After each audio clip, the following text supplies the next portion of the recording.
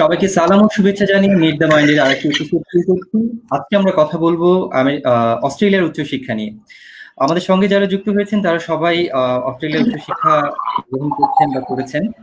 আমরা আগামী ১-১.৫ ঘন্টা বা ২ ঘন্টা তাদের সঙ্গে থাকবো, তাদের গল্পগুলো শুনবো এবং সেই সাথে আমরা জেনে নিব অস্ট্রেলিয়ায় যাওয়ার জন্য আমাদের কি পদক্ষেপ গ্রহণ করা উচিত, প্রত্যেকটা পদক্ষেপে কি সুবিধা অসুবিধা আছে।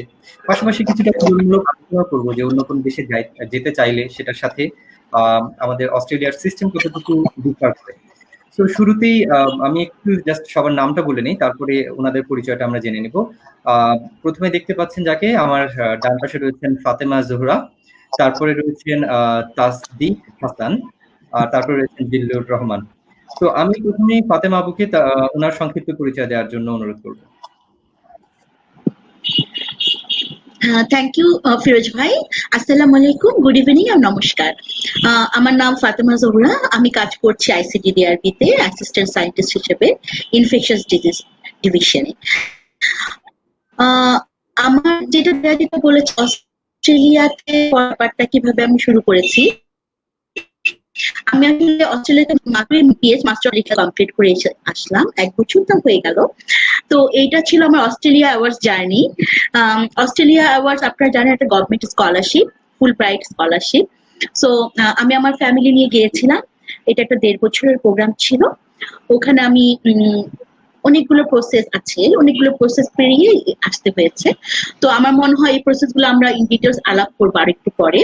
তো এটা ছিল খুবই ইন্টারেস্টিং এবং চ্যালেঞ্জিং জার্নি, বিকজ আমি আমার 2 বাচ্চাকে সাথে নিয়ে গিয়েছিলাম। সো আমার 2 ছেলে আছে, তো 2 ছেলেকে নিয়ে বিদেশের মাটিতে আপনার বুঝে নিয়ে পড়াশোনা করাটা ইট ওয়াজ সো মাচ চ্যালেঞ্জিং।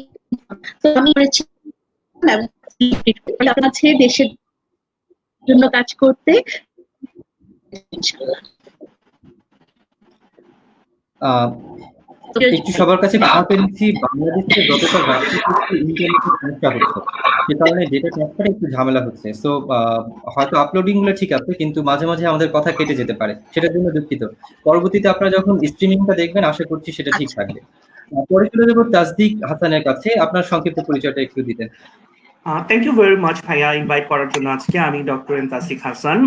আমি এই মুহূর্তে বাংলাদেশে আছি, কিন্তু আমার জার্নি হচ্ছে আমি মেডিকেল কমপ্লিট করেছি শহীদ সোহরাওয়ার্দী মেডিকেল কলেজ থেকে, তারপর একটা মাস্টার্স করেছি পাবলিক হেলথে আমেরিকান ইন্টারন্যাশনাল ইউনিভার্সিটি থেকে, এবং এই সময় আমি জয়েন করি আইসিডিডিআরবি তে, international centre for diarrhoeal disease research, যেখানে আমাদের 3 জনেরই কিন্তু যোগসূত্র হচ্ছে আইসিডিডিআরবি। আমরা একই টিমেই কাজ করেছি, আমি ফাতেমা আফরোদিন ছিল।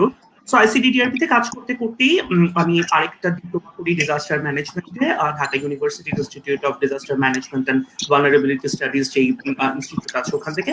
এরপর 2017-তে আমি কমনওয়েলথ স্কলারশিপ পাই এবং আমি মুভ করি ইংল্যান্ডে, London school of hygiene and tropical medicine and King's college লন্ডনের একটা কম্বাইন্ড মাস্টার্স আছে গ্লোবাল মেন্টাল হেলথ। এটা শেষ করি 2018-তে। দেন 2018-তে আমি জয়েন করি লিভারপুলে রিসার্চ অ্যাসিস্ট্যান্ট হিসেবে। ওখানে আমার পোস্টিংটা ছিল লিভারপুলে, কিন্তু আমাকে কাজ করতে হতো রুয়ান্ডা এবং উগান্ডাতে, আফ্রিকাতে। ওখানে 1 বছর কাজ করার পরে আমি গত বছর জয়েন করেছি হপকিন্সে, জনস হপকিন্সের একটা প্রজেক্ট চলছে লুসাকা জাম্বিয়াতে। সো ওটাই হচ্ছে আমার বর্তমান কর্মস্থল, এবং আমি ডিপার্টমেন্ট অফ মেন্টাল হেলথের একজন প্রজেক্ট ডিরেক্টর হিসেবে কাজ করছি। আর অস্ট্রেলিয়ার সাথে আমার লিঙ্কটা সেটা খুব ইন্টারেস্টিং। আমি এই লকডাউনের মধ্যেই বেসিক্যালি অপরচুনিটিটা পাই। আমার একজন সুপারভাইজার ইংল্যান্ডের, উনি মোনাশে মুভ করেছেন এবং উনি পিএইচডিটা আমাকে অফার করেন। সো আমি অ্যাকসেপ্ট করেছি এবং আজকে প্রথমবারের মতো আসলে কোনো পাবলিক ফোরামে আমার এই জার্নিটা নিয়ে কথা বলা হয়নি। সো থ্যাঙ্কস টু ইউ যে আজকে এটা নিয়ে কথা বলার সুযোগ পাচ্ছি। আমি নেক্সট মান্থ থেকে ইনশাআল্লাহ শুরু করছি এটা মোনাশ ইউনিভার্সিটিতে ডিজিটাল মেন্টাল হেলথে আমি পিএইচডি করতে যাচ্ছি। So excellent opportunity for me. Thank you so much. এবং আমার থ্যাংক ইউ, ভালো লাগছে এই জন্য যে পছন্দের জায়গা, কাজের জায়গাটা খুবই একেবারেই রিলেভেন্ট। লাস্ট কয়েক বছর ধরে আসলে সম্পূর্ণভাবে পাবলিক হেলথ, এবং দুইটা জায়গা আসলে পাবলিক হেলথের মধ্যে কিন্তু অনেক ভাগ আছে। যেরকম আইসিডিডিআরবি থাকার সময় আমি কাজ করেছি ইনফেকশাস ডিজিজ ডিভিশনে, আর পরবর্তীতে আমি মুভ করেছি গ্লোবাল মেন্টাল হেলথ, সব কিন্তু ব্রডার পাবলিক হেলথের এক একটা সেগমেন্ট। সো পিএইচডিটা এত বেশি প্রেশাস আমার জন্য এই জন্য, কারণ আইসিডিডির যে ডিপার্টমেন্টটাতে আমি কাজ করেছি, যে প্রজেক্টটাতে কাজ করেছি 24, এটার ওয়ান অফ দ্য ইন্টারভেনশন ছিল এম হেলথ, মোবাইল টেকনোলজি। এবং এখন আমার যে পিএইচডিটা সেটা হচ্ছে ডিপ্রেশন এবং এম হেলথ কে কম্বাইন করেছি। সো আমার লাস্ট বছরের মেন্টাল হেলথের যে এক্সপেরিয়েন্সটা এবং আইসিডিডিআরবি যে এক্সপেরিয়েন্সটা, দুটাকে একসাথে করে আমি একটা পিএইচডি করার সুযোগ পাচ্ছি। So very excited for next couple of years. এটাই হচ্ছে আমার শর্ট। আরেকটা জিনিস ভুলে গেছেন, আপনি আরজে ছিলেন, তো আরজে এর হিস্ট্রিটা কিভাবে এখন কি আর যে হ্যাঁ, মেডিকেলে এটা হচ্ছে মেডিকেল, আমি কিন্তু খুবই ইন্টারেস্টেড একটা ব্যাপার। আমি সম্ভবত প্রথম মেডিকেল ফুল টাইম আর যে ছিলাম, আমি পার্ট টাইম না, একদম মেডিকেল স্টুডেন্ট থাকা অবস্থাতেই ফুল শো করতাম রেডিও টুডে এফএম 89.6 এ। সো 2010-11 সালে আপনারা নিশ্চয়ই সবাই আরজে রকি ছিলেন, so he was my mentor. But আমি ওনার সাথেই আমি কাজ শুরু করি। সো রেডিও টুডেতে আমি 1 বছর টানা কাজ করেছি, 1.5 বছর ওভারঅল, কারণ 6 মাস আমাদের একটা ইন্টার্নশিপ থাকে, মানে প্লেসমেন্ট থাকে ডিফারেন্ট আরজেদের সাথে। সো এটা খুব ইন্টারেস্টিং ছিল যে মেডিকেলে অনেকেই আসলে টিউশনি করে একটা হাত খরচের টাকা, কারণ অবভিয়াসলি স্টুডেন্ট লাইফে তো বাবা মার থেকে সবসময় যেতে ইচ্ছা করে না। সো ওই সময় আমার মনে হচ্ছিল যে আমি যেহেতু ডিবেট করি ছোটবেলা থেকে, বা আবৃত্তি, বিভিন্ন এক্সট্রা কারিকুলার কাজের সাথে আমি কানেক্ট, আমি এক্সট্রা শব্দটা আসলে বলি না, সহ কার্যক্রম ডেফিনেটলি। তো যখন জড়িত ছিলাম আমার কাছে মনে হচ্ছে যে লেটস ট্রাই, এবং এটা খুবই ইন্টারেস্টিং। বসুন্ধরা সিটিতে একটা অডিশন হচ্ছিল, আমি জাস্ট র্যান্ডমলি ভয়েস দিয়ে চলে এসেছি। আমি বসুন্ধরা সিটিতে গিয়েছিলাম আমি বেড়াতে, তো যখন দেখি রেডিও টুডের অডিশন হচ্ছে, আমি ভয়েস দিয়ে চলে এসেছি। পরে ওখান থেকে আমাকে কল করলো। সো একদম ইন্ডিয়ান আইডল বাংলাদেশ এরকম হয়, 400-500 থেকে 40 জন 30 জন এরকম করে ওরা 4 সিলেক্ট করে। সিলেক্টেড হলাম এবং ইভেন্চুয়ালি 1 বছর কাজ করেছি এবং আমি একটা শো করতাম, তবে তাই হোক। পরে আসলে কন্টিনিউ করার সুযোগ ছিল না, মেডিকেলের যে প্রেশারটা থাকে ফাইনাল পরীক্ষার সময় আমাকে ছাড়তে হয়েছে জবটা। আমি খুব মিস করি, এখন অনেক মিস করি আপনারা করতে পারেন, একটা মানে ফেসবুকে একটা লাইভ গুলো করা যেতে পারে, দেখেন নতুন একটা মানে তৈরি করতে পারেন। এরপরে চলে যাবো জিল্লুর রহমানের কাছে। জিল্লুর রহমান একটু বলে রাখি, আমার ছাত্র ছিল, ও জাহাঙ্গীরনগরের মাইক্রোবায়োলজিতে। তো এরপর থেকে সে তার পরিচয়টা একটু জেনে নিই। সরি। জি, ধন্যবাদ স্যার আজকে আমার এখানে ইনভাইট করার জন্য। Good evening everyone. সো আমি এখন বর্তমানে ইউএনএসডব্লিউ তে পিএইচডি করছি, ইউনিভার্সিটি অফ নিউ সাউথ ওয়েলসে। তো আমার কাজটা মেইনলি হচ্ছে অ্যান্টিবায়োটিক রেজিস্ট্যান্স নিয়ে। স্পেসিফিক্যালি বলতে গেলে আমি আসলে দেখতে যাচ্ছি কোন একটা পার্টিকুলার এরিয়াতে অ্যান্টিবায়োটিক প্রতিরোধী ব্যাকটেরিয়ার পরিমাণটা কেমন, এবং সেটা কেন হচ্ছে বেশি অথবা কম, এবং সেটা কিভাবে আসলে আমরা কোন একটা ইন্টারভেনশন দিয়ে সেটা কিভাবে আমরা কমাতে পারি। তো সেটাই আমার কাজ, যে কাজটা আসলে আমার কন্টিনিউশন বলা যায়। যে আইসিডিডিআরবিতে আমি ছিলাম 2013 থেকে 18 পর্যন্ত 5 বছর কাজ করেছি, ইনক্লুডিং মাস্টার্স থিসিস। তো সেখানে কাজ করতে গিয়ে আমি আসলে ছবি 7 প্রজেক্টে তাসদিক ভাই, ফাতেমা আপু সবার সাথে ইনভলভ। ওনারা একটা আলাদা আর্মে ছিলেন, আমার মেইনলি কাজ ছিল ল্যাবরেটরি আর্মে, যেহেতু আমি মাইক্রোবায়োলজি ব্যাকগ্রাউন্ড। তো ওই ল্যাবরেটরি আর্মে কাজ করতে গিয়ে আমি আসলে মেইনলি ওই টিমটাকে লিড দিতে হয়েছে আমার। তো ওইখানে এন্টেরিক প্যাথোজেন, যেমন আমাদের মেইন ফোকাস ছিল ভিব্রিও কলেরি, যেটা কলেরা করে। তো ওই কলেরার জন্য যে তাসদিক ভাই, ফাতেমা আপুরা যে ইন্টারভেনশনটা ডেভেলপ করেছেন, আমার কাজ হচ্ছে দেখা যে সেই ইন্টারভেনশনটা আসলে কতটুকু কাজের, কতটুকু ভিব্রিও কলেরাকে তারা মারতে পেরেছে অথবা কতটুকু রিঅ্যাকশন করে কমাতে পেরেছে। তো সেটা আমি দেখতে পেরেছি আসলে আমি কাজ করতে গিয়ে। এবং তার পাশাপাশি আমি দেখতে চেয়েছি যে তাদের মধ্যে আসলে মানে অ্যান্টিবায়োটিক প্রতিরোধী ক্ষমতাটা কেমন। তো সেখানে ওই কাজগুলো আসলে আমাকে একটু ইন্সপায়ার করেছে ফার্দার আরো একটু ব্রড স্কেলে দেখা, কমিউনিটি লেভেলে দেখা, হাউস হোল্ড লেভেল থেকে একটু বাসা বাড়ি থেকে বের হয়ে একটা পুরো এলাকা ভিত্তিক দেখা যে কেমন হচ্ছে রেজিস্ট্যান্স গুলো। তো আমরা আমাদের কাজগুলোতে আসলে মেইনলি 47% পর্যন্ত কলেরা কেস রিডিউস করতে সক্ষম হয়েছে। এটা একটা হিউজ সাকসেস আমাদের ইন্টারভেনশন, যেটা অন্যান্য ইনফেকশাস ডিজিজের একটা মডেল হিসেবে কাজ করতে পারে। তো এই এক্সপেরিয়েন্স গুলো আইসিডিডিআরবিতে থাকা অবস্থায় আমাদের অনেকগুলো পাবলিকেশন হয়েছে, যার জন্য আমি আসলে এই সায়েন্সিয়াল স্কলারশিপটা ম্যানেজ করতে পেরেছি ইউএনএসডব্লিউ তে। তো actually Zillur I think Zillur একটা কথা বলতে ভুলে গিয়েছে, যে স্কলারশিপটা লিংক আমি ওকে দিয়েছিলাম যে জিল্লু ইউ শুড অ্যাপ্লাই। আমিও অ্যাপ্লাই করেছিলাম, আমিও দুজন সুপারভাইজারের ইন্টারভিউ ফেস করেছিলাম, বাট আনফরচুনেটলি আমারটা হয়নি আসলে। শেষ পর্যন্ত জিল্লুর হয়ে গেছে। আমাদের আরেকজন কলিগ ছিল রাইসা, তারও হয়েছে সায়েন্সিয়া স্কলারশিপ। ওইটাতে 2020 ওদের ইউনিভার্সিটি একটা টার্গেট ছিল, তো ওদের কিছু অবজেক্টিভ ছিল, হিউজ স্টুডেন্ট ওখানে, হ্যাঁ বাংলাদেশ থেকে গিয়েছে, ইন্ডিয়া, মানে অল ওভার কান্ট্রি ওগুলো ফ্রম দ্য ক্লাব থেকে গিয়েছে আর কি। খুব ভালো, তাহলে আপনি কংগ্রাচুলেশন। স্কলারশিপ ম্যানেজ করলেন এবং এই স্কলারশিপ ম্যানেজ করতে আপনাকে কি পরিমাণ ডিফিকাল্টিজ বা চ্যালেঞ্জেস ফেস করতে হয়েছে? ফাতেমা আপু। আমি আচ্ছা, স্কলারশিপ আসলে জানেন যে একটা মানে যে কোনো একটা মানুষের জন্য একটা স্বপ্ন, বিশেষ করে আমাদের মতো ডেভেলপমেন্ট কান্ট্রিজ গুলো থেকে, যে আমাদের তো অত অর্থনৈতিকভাবে সচ্ছল না, বাবা মাদের অত টাকা নেই যে বিদেশে আমাদের ক্ষেত্রে পাঠিয়ে পড়াবে। তো আমাদের সবসময় একটা স্বপ্ন থাকে যে আমরা কিভাবে স্কলারশিপ ম্যানেজ করব, যেহেতু ডেভেলপড কান্ট্রি গুলো অনেক স্কলারশিপ প্রত্যেক বছর অফার করে থাকে। আর আমি যখন ইউনিভার্সিটিতে পড়ি, আমি বলতে ভুলে গিয়েছিলাম, ঢাকা ইউনিভার্সিটিতে ইন্টারন্যাশনাল রিলেশনস থেকে পাশ করেছি বেসিক্যালি। দেন আমি জাপান স্টাডিজে পোস্ট গ্রাজুয়েট ডিপ্লোমা করেছিলাম। তখনই আমি একটা 2008-এ আমি 2008 আমি south Asian youth forum scholarship আমি গিয়েছিলাম, এটা একটা ফেলোশিপ ছিল। তো তখন থেকেই আমার ভিতরে আর কি মানে এই জিনিসগুলো খুব কাজ করে, যে স্কলারশিপ ম্যানেজ করা, কিভাবে সবার সাথে কম্পিটিশনের মধ্যে দিয়ে যাওয়া, নিজেকে একটা সেই এটা অ্যাচিভ করা, মানে তখন থেকে আমার ভিতরগুলো কাজ করছিল। তারপর পড়াশোনা শেষ করে আমি ওয়ার্ল্ড ব্যাংক, জাইকা এবং ব্র্যাকে কাজ করেছি। তো কাজ করতে গিয়ে আমি যেটা রিয়েলাইজ করেছি যে না আসলে আমাকে বাইরে পড়তে যেতে হবে, এবং তার জন্য আমার কি একটা স্কলারশিপ লাগবে, বিকজ আমার কাছে টাকা নেই, আমি টাকা দিয়ে নিজের টাকা খরচ করে আমি পড়তে যেতে পারবো না। আর স্কলারশিপ মানে পাওয়া মানে একটা বিরাট অ্যাচিভমেন্ট। তো আমি যেটা করলাম যে আমি আমার ডিসিশন চেঞ্জ করলাম, আমি আমার ট্র্যাক চেঞ্জ করলাম, আমি পাবলিক হেলথে চলে আসলাম, আইসিডি ডায়ারবিতে চলে আসলাম। তো তখনই আমার একটা বেবি হয়েছিল, ফার্স্ট বেবি আমার। তো ওকে নিয়ে অনেক স্ট্রাগল করতে হচ্ছিল, যেহেতু অ্যাজ এ ওয়ার্কিং মাদার বাচ্চাকে কোথায় রাখবো, কি করব। তো আমাদের আইসিডি ডায়ারবিতে একটা বেবি কেয়ার সেন্টারও আছে, that's why I choose ICDDRB. তো আমি ওখানে শুরু করলাম, তারপর আমি সিলেক্টেডও হয়ে গেলাম তারপরে বছরই অস্ট্রেলিয়া অ্যাওয়ার্ড স্কলারশিপে। আমি ভাইবা বোর্ড ফেস করলাম, সবকিছু ফেস করলাম। তো আনফরচুনেটলি আমি কম্পিটিশনে মানে চলে পেলাম না। আমি মানে ওরা খুবই পছন্দ করলো আমাকে, না তুমি খুবই ভালো একজন ক্যান্ডিডেট, আমরা তোমাকে নিতে চাই, মানে এনিহাও আমি ওটা মিস করলাম। তারপরে আমাকে আরো কিছুদিন ওয়েট করতে হলো। আমি তো একদম লেগেই আছি যে না আমার পেতেই হবে এনিহাও, এটাকে আমি অ্যাচিভ করবোই। অস্ট্রেলিয়া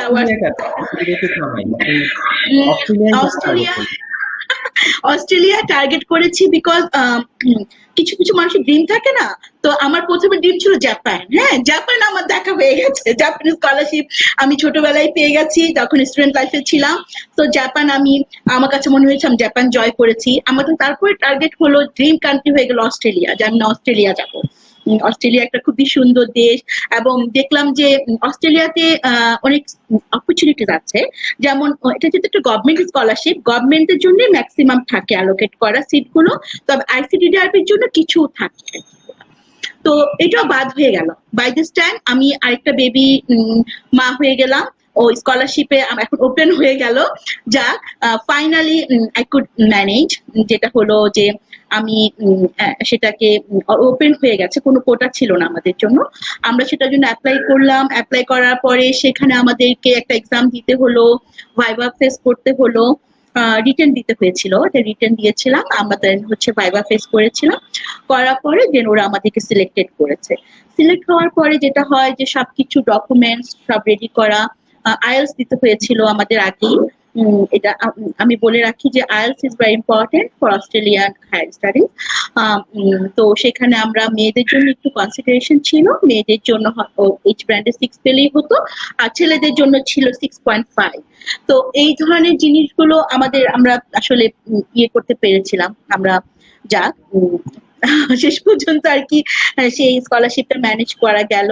আর যেহেতু আমি ডিফারেন্ট সেক্টর থেকে এসেছি, আমি বলেছিলাম যে আমি ঢাকা ইউনিভার্সিটি ইন্টারন্যাশনাল রিলেশনস থেকে পাশ করে এসেছি এবং আমার এক্সপিরিয়েন্স ছিল লাইক ডেভেলপমেন্ট সেক্টরে।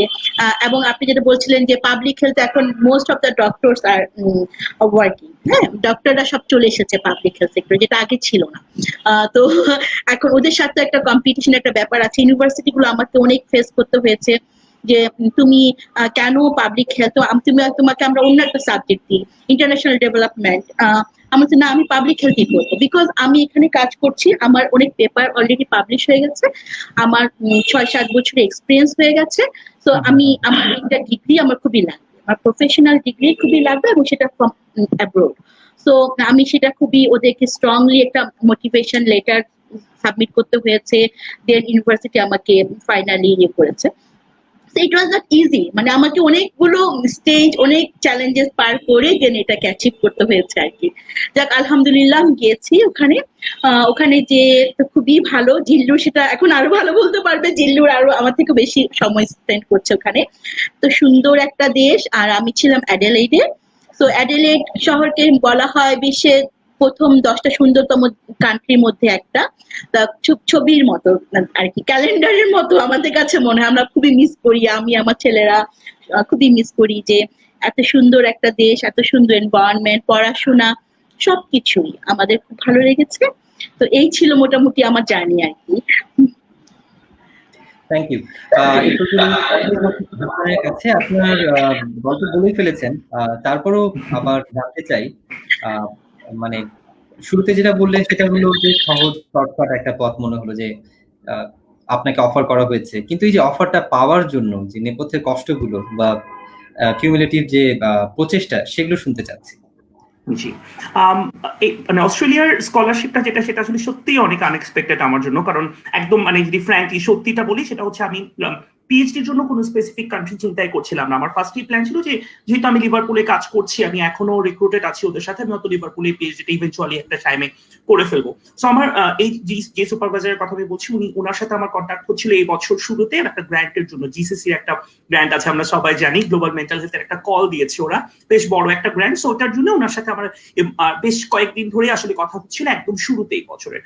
তো হঠাৎ করে উনি মার্চে এসে বলছেন যে তান্ত্রিক, আসলে আমি ইউকে তে ইনভেস্ট, মানে ইউকে তে যে আমার সময়টা দিতে হবে এটা আমি দিতে পারছি না, সো আমি মুভ করছি ইউকে থেকে। সো ওনার সাথে আর কোনো যোগাযোগ থাকলো না এরপরে। তো উনি 1 মাস পরে আবার যোগাযোগ করেছেন যে আমি ডিসিশন নিয়ে নিয়েছি, আমি মেলবোর্নে যাচ্ছি, মোনাশ ইউনিভার্সিটিতে।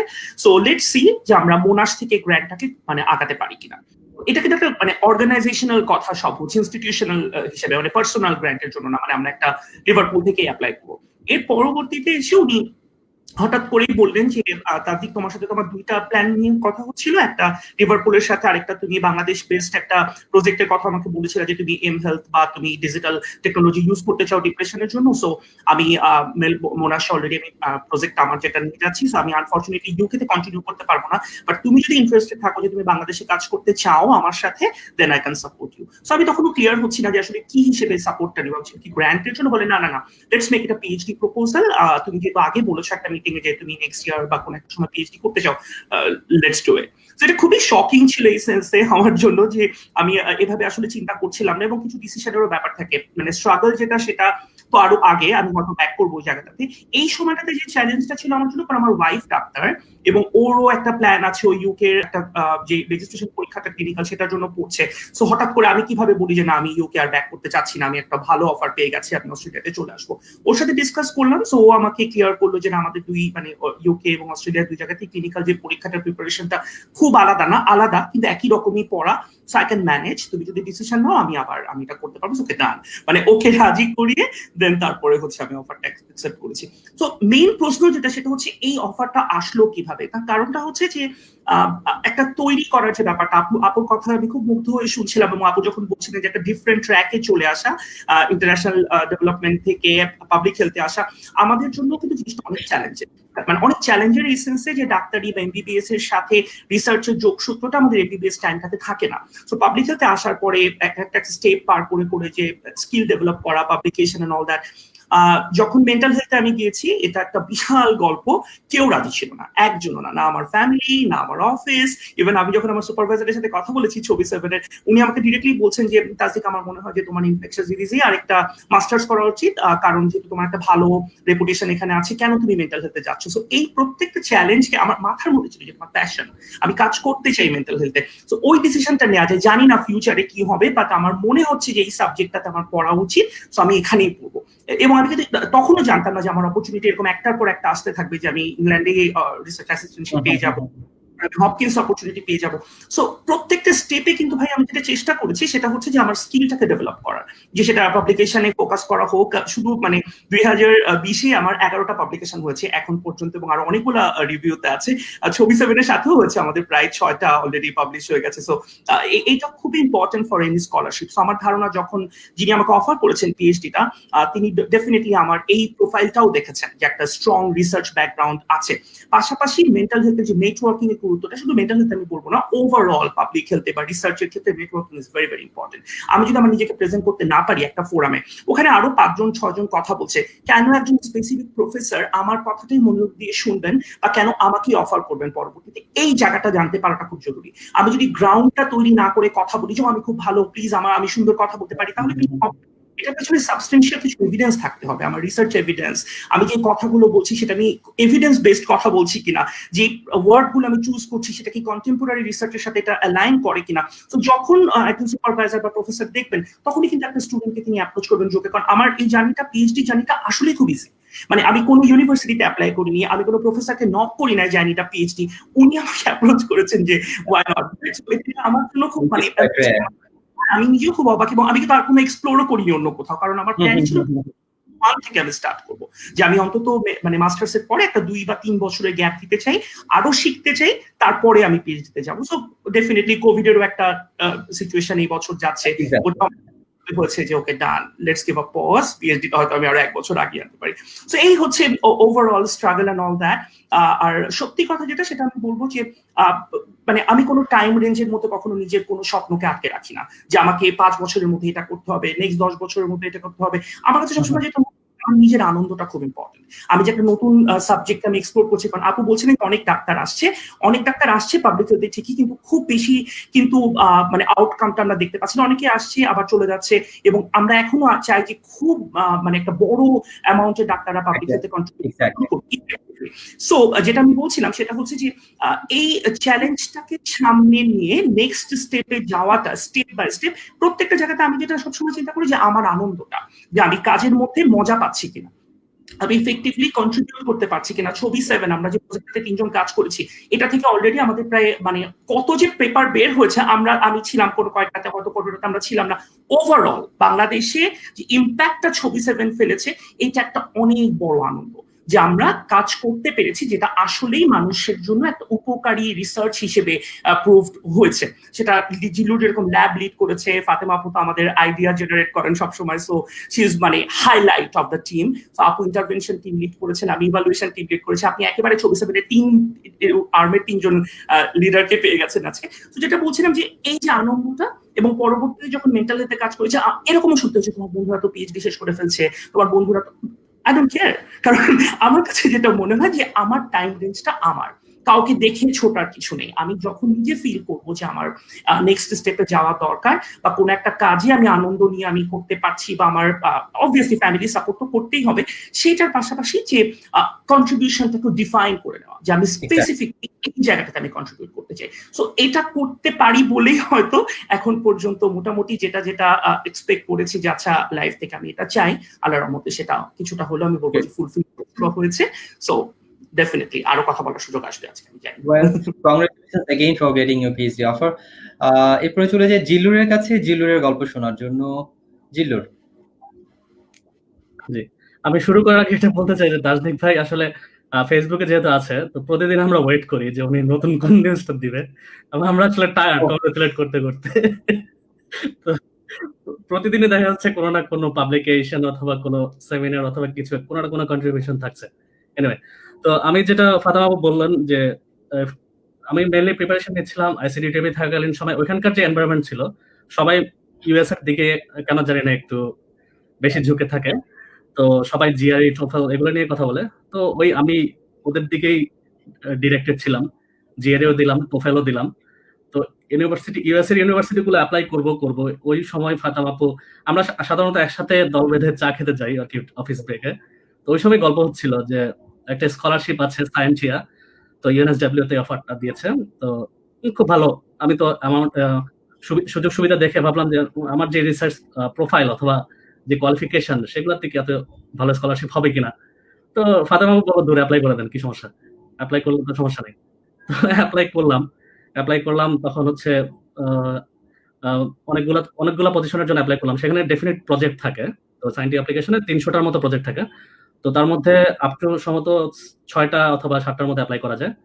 তো আমি চুজ করছি আমার ব্যাকগ্রাউন্ডের সাথে যেগুলো অ্যালাইন করে সেরকম দেখে আমি 4-5টা অ্যাপ্লাই করেছি। তো মোটামুটি 4টা রিজেক্ট করে দিয়েছে সাথে সাথে, যে আসলে ব্যাকগ্রাউন্ড হবে না।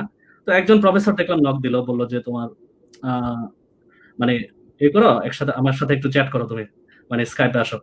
তো আমি একটু ওর প্রোফাইলটা দেখলাম। তো মেনলি ওই কাজটা আসলে আমার ব্যাকগ্রাউন্ডের সাথে মিলে যায়। আমি অ্যান্টিবায়োটিক রেজিস্ট্যান্স নিয়ে করছি এবং মনে মনে এক্সপেক্ট করছিলাম যদি নক দেয় আসলে যেন এই প্রজেক্ট থেকেই দেয়। আলটিমেটলি সেটাই হয়েছে।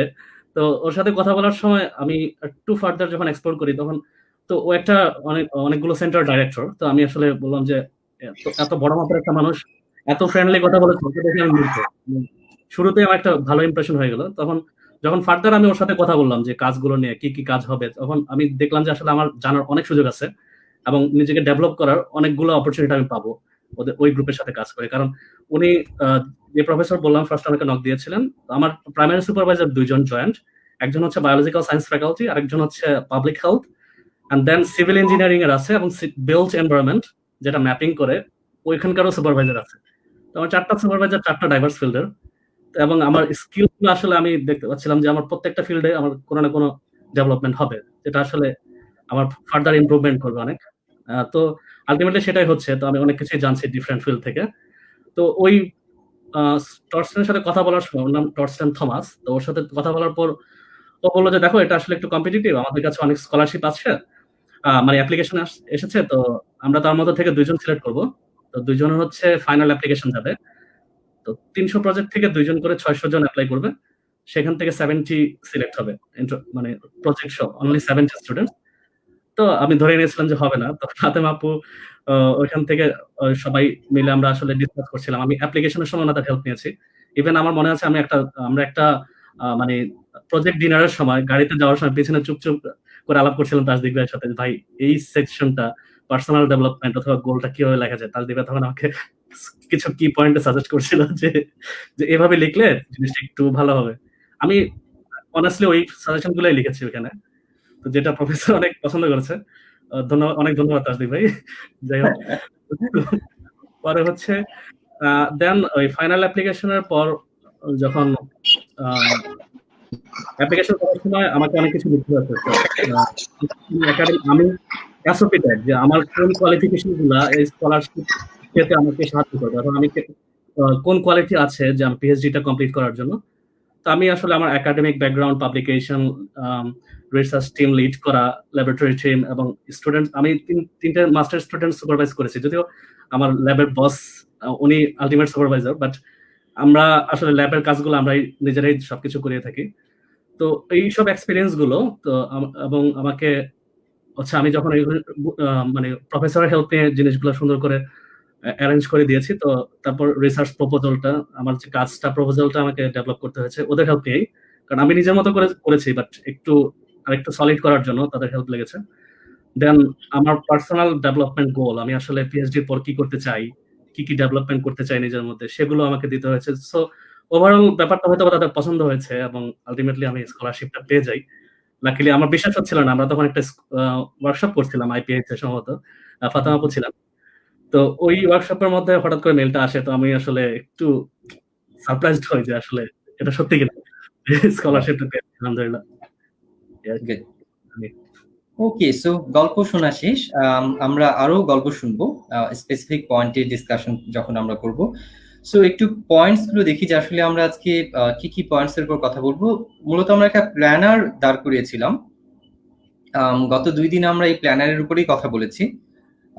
ইউএসএ, কানাডা এবং অস্ট্রেলিয়ার জন্য সেই প্ল্যানারটা রেখেছি। আমরা দেখতে চাচ্ছি যে প্ল্যানারটা মডিফাই করিনি মেজর, মানে খুব বেশি, যেন আমরা কম্পেয়ার করতে পারি।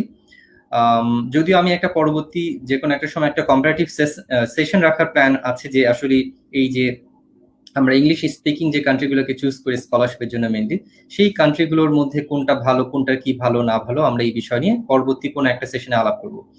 আজকে প্ল্যানারটা সেম রেখেছি, কিছু কিছু পয়েন্ট বাদ যাবে, কিছু কিছু পয়েন্ট হয়তো অ্যাড হবে। এক, দ্বিতীয়ত হচ্ছে দর্শক যারা আছেন, যারা যদি কিছু মনে করেন যে আপনাদের কিছু জানার প্রয়োজন আছে, তাহলে আমার পেজের যে ভিডিও লিঙ্কটা আছে সেই ভিডিও লিঙ্কের নিচে এসে প্রশ্ন করতে হবে। অন্য যে কোনো জায়গায় শেয়ার হয়েছে সেখানে প্রশ্ন করলে কিন্তু আমরা সেই প্রশ্নগুলো দেখতে পারবো না। একটু কষ্ট করে আমাদের এই ভিডিও লিঙ্কটাতে ক্লিক করে সেই কমেন্ট বক্সে গিয়ে কমেন্ট করুন। ওকে, সো আমাদের এই প্ল্যানার অনুযায়ী আমরা আগাবো। আমি প্ল্যানারটা অফ করে দিচ্ছি এখন। আমি ব্যানার আকারে প্ল্যানারগুলো নিচের দিকে আসতে থাকবে। ওকে, সো প্রথমত যাই, প্ল্যানারের একদম নিচের দিকে ছিল যেখানে একজন স্টুডেন্ট দাঁড়িয়ে অনার্স মাস্টার্স কমপ্লিট করেছে, থিসিস অথবা থিসিস কমপ্লিট করেছে। এই অবস্থা থেকে একটা স্টুডেন্টের আমরা ধরে নিচ্ছি উচ্চশিক্ষার যাত্রাটা শুরু হয়। এখন আমি আগের রেফারেন্সগুলো একটু টানছি। আমেরিকার ক্ষেত্রে বলা হয়েছে যে এই রেজাল্টটার খুব একটা ইম্পর্টেন্স নাই, পারফরমেন্সের ইম্পর্টেন্স আছে, কিন্তু যদি কারো গ্রেড পয়েন্ট কমে যায় তাহলে সেটা তার ফান্ডিং পাওয়াটাকে হ্যাম্পার করবে না, প্রোভাইডেড দ্যাট যে তার জিআরই স্কোর ভালো আছে, তার টোফেল স্কোর ভালো আছে। কানাডার ক্ষেত্রে আমরা দেখেছি একটা মিক্স এক্সপিরিয়েন্স। আমরা বলেছি না কিছুটা একাডেমিক পারফরমেন্স দরকার আছে, কারণ সেখানে আইএলটিএস হচ্ছে একমাত্র মাপকাঠি যে মানে যাবো কি যাবো না, যেতে পারবে কিনা। অস্ট্রেলিয়ার ক্ষেত্রে বিষয়টা কেমন?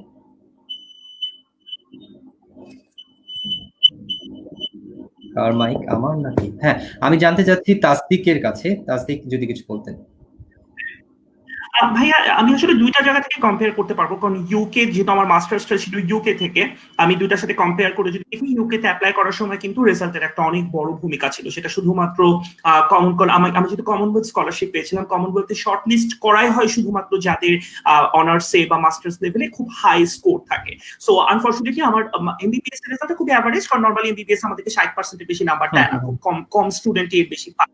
তো কিন্তু আমার মাস্টার্স যেটা ছিল আমেরিকান ইন্টারন্যাশনাল ইউনিভার্সিটিতে, সেটাতে আমি 4 আউট অফ 4 পেয়েছিলাম, চ্যান্সেলার্স গোল্ড মেডেল পেয়েছিলাম, ভাইস চ্যান্সেলার্স গোল্ড মেডেল পেয়েছিলাম। একটা এক্সট্রা অর্ডিনারি প্রোফাইল ছিল আমার মাস্টার্সে। সো ওইটা যখন আমি অ্যাপ্লাই করেছি কমনওয়েলথে কিন্তু শর্ট লিস্ট হয়েছে, কারণ শর্ট লিস্ট করেই রেজাল্টের বেসিসে। সো আমি বলবো যে একদম ফার্স্ট স্টেজ যেটা ইউকে এর জন্য, সেটা ডেফিনেটলি মানে সিজিপিএ বা ভালো রেজাল্ট ইম্পর্টেন্ট। অস্ট্রেলিয়াতে আমি যেটা দেখলাম, আমার প্রফেসরের সাথে যখন আমার কথা হয়েছে, উনি কিন্তু অ্যাবসলিউটলি ফোকাস করেছেন ফর পিএইচডি পাবলিকেশনের উপরে, উনি ফোকাস করেছেন রিসার্চ এক্সপেরিয়েন্সের উপরে। উনি 3-4টা মিলে আমাকে যখন পরবর্তীতে ডিনের সাথে মিটিং করতে হয়েছে বা কথা বলতে হচ্ছে, একদম উনি শুরুই কিন্তু করছেন যে আমার কি রেজাল্ট, আমি কোথা থেকে কি পড়েছি সেটা না, ডিরেক্টলি হচ্ছে যে ওর 7 বছরের রিসার্চ এক্সপেরিয়েন্স আছে, ওইখানে এখানে কাজ করেছে, এবং ICDDR is a vital factor. মানে আইসিডিডিআর যে এক্সপেরিয়েন্সটা লো ইনকাম কান্ট্রিতে, এটা প্রত্যেকটা দেশে, সেটা আমি ইউকেতেও দেখেছি, যেটা আমি অস্ট্রেলিয়াতেও দেখলাম, এবং এর মাঝখানে আমি বিভিন্ন দেশে যখন কনফারেন্সে গেছি সবাই চিনে। সো এটা একটা খুব ইম্পর্টেন্ট পয়েন্ট সবার জন্য, যে একটা ভালো রিসার্চ ইনস্টিটিউটে কাজ করার এক্সপেরিয়েন্সটা যদি থাকে, তাহলে সেটা কিন্তু একটা প্লাস পয়েন্ট হিসেবে কাজ করে। সো আপনার কোশ্চেনের আনসারটা আমার কাছে পিএইচডি তে অস্ট্রেলিয়াতে যেটা মনে হয়েছে যে সিজিপিএ এর থেকে বেশি ইম্পর্টেন্ট হচ্ছে to have a solid research experience.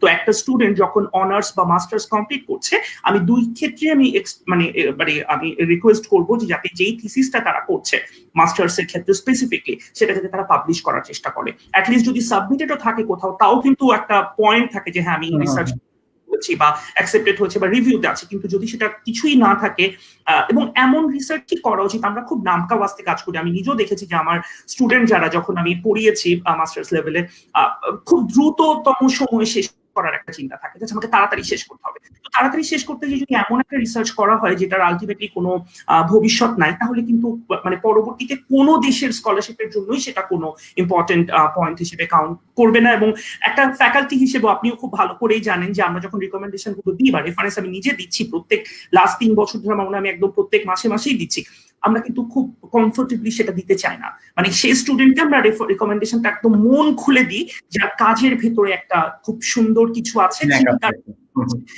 Definitely যদি সেটা ভালো একটা জায়গায় পাবলিশ হয়ে থাকে। এবং এক্ষেত্রে আমি বলবো জার্নাল চিনতে হবে। প্রিডেটরি জার্নালে কোনোভাবেই পাবলিশ করা যাবে না, কোনো লাভ নেই। কোনো প্রিডেটরি পাবলিকেশন যদি 10টা-15টা থাকে, একটা পয়েন্টের ভ্যালু সেটা তো ক্রিয়েট করবে না।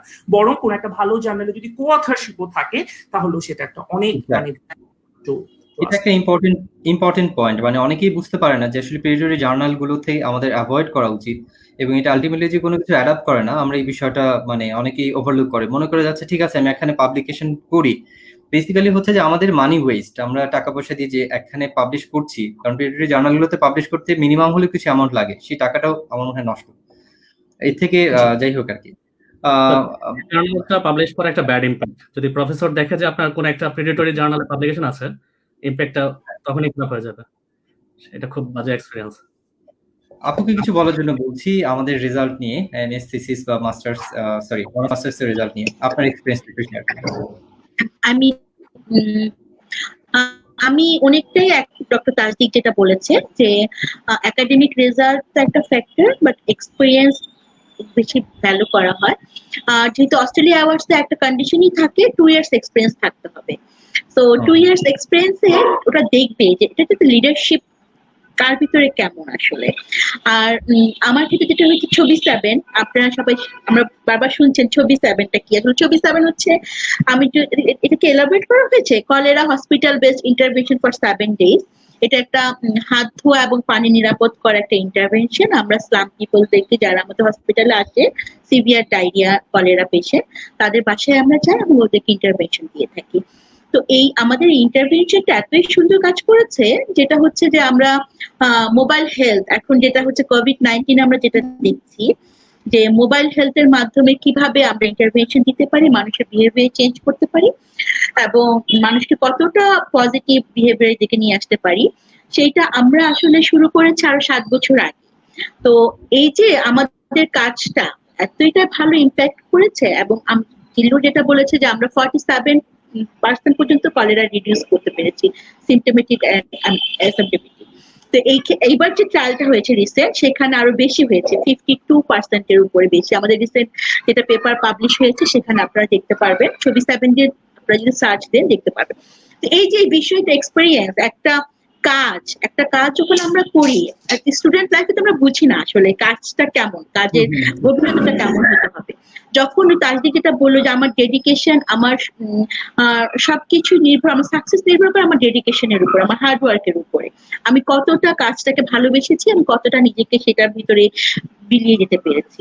তো আমাদের যে টিমটা ছিল সত্যিকার ক্ষেত্রে আমি এখন খুব মিস করি যে তাজদিক, জিল্লু, আমাদের সময় যেভাবে আমরা টিম ডেভেলপ করেছিলাম এবং সেখানে আমরা যেভাবে কাজে নিয়োজিত ছিলাম এবং যেভাবে অ্যাচিভ করেছি, এবং বিভিন্ন সময় আমরা ডিসকাস করেছি গ্রুপের মধ্যে। আমরা অনেকে একটা ভাবি যে না এই জিনিসটা আমি জানি, আমি এটা আমার মধ্যেই রাখবো, আমি কাউকে শেয়ার করবো না।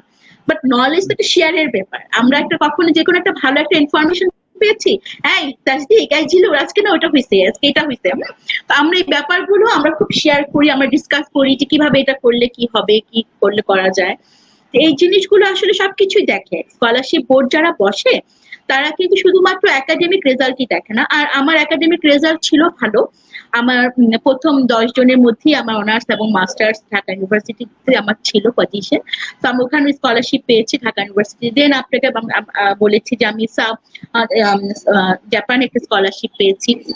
তো এই ব্যাপারগুলো খুব কাজ করে শুধু, এবং এক্সট্রা কারিকুলার অ্যাক্টিভিটিস গুলো কিন্তু খুব দেখে যে একটা মানুষের মধ্যে তার ভিতরে কতটুকু লিডারশিপ আছে, গ্রোথ করবে। এই একটা মানুষ শুধুমাত্র একাডেমিক নলেজ দিয়ে কিন্তু সবকিছু হবে না। একটা মানুষকে নেতৃত্ব দিতে গেলে, আরো কয়েকটা মানুষকে তার চেঞ্জ আনতে গেলে সমাজে, তাকে সবকিছুই কিন্তু বিচার করে।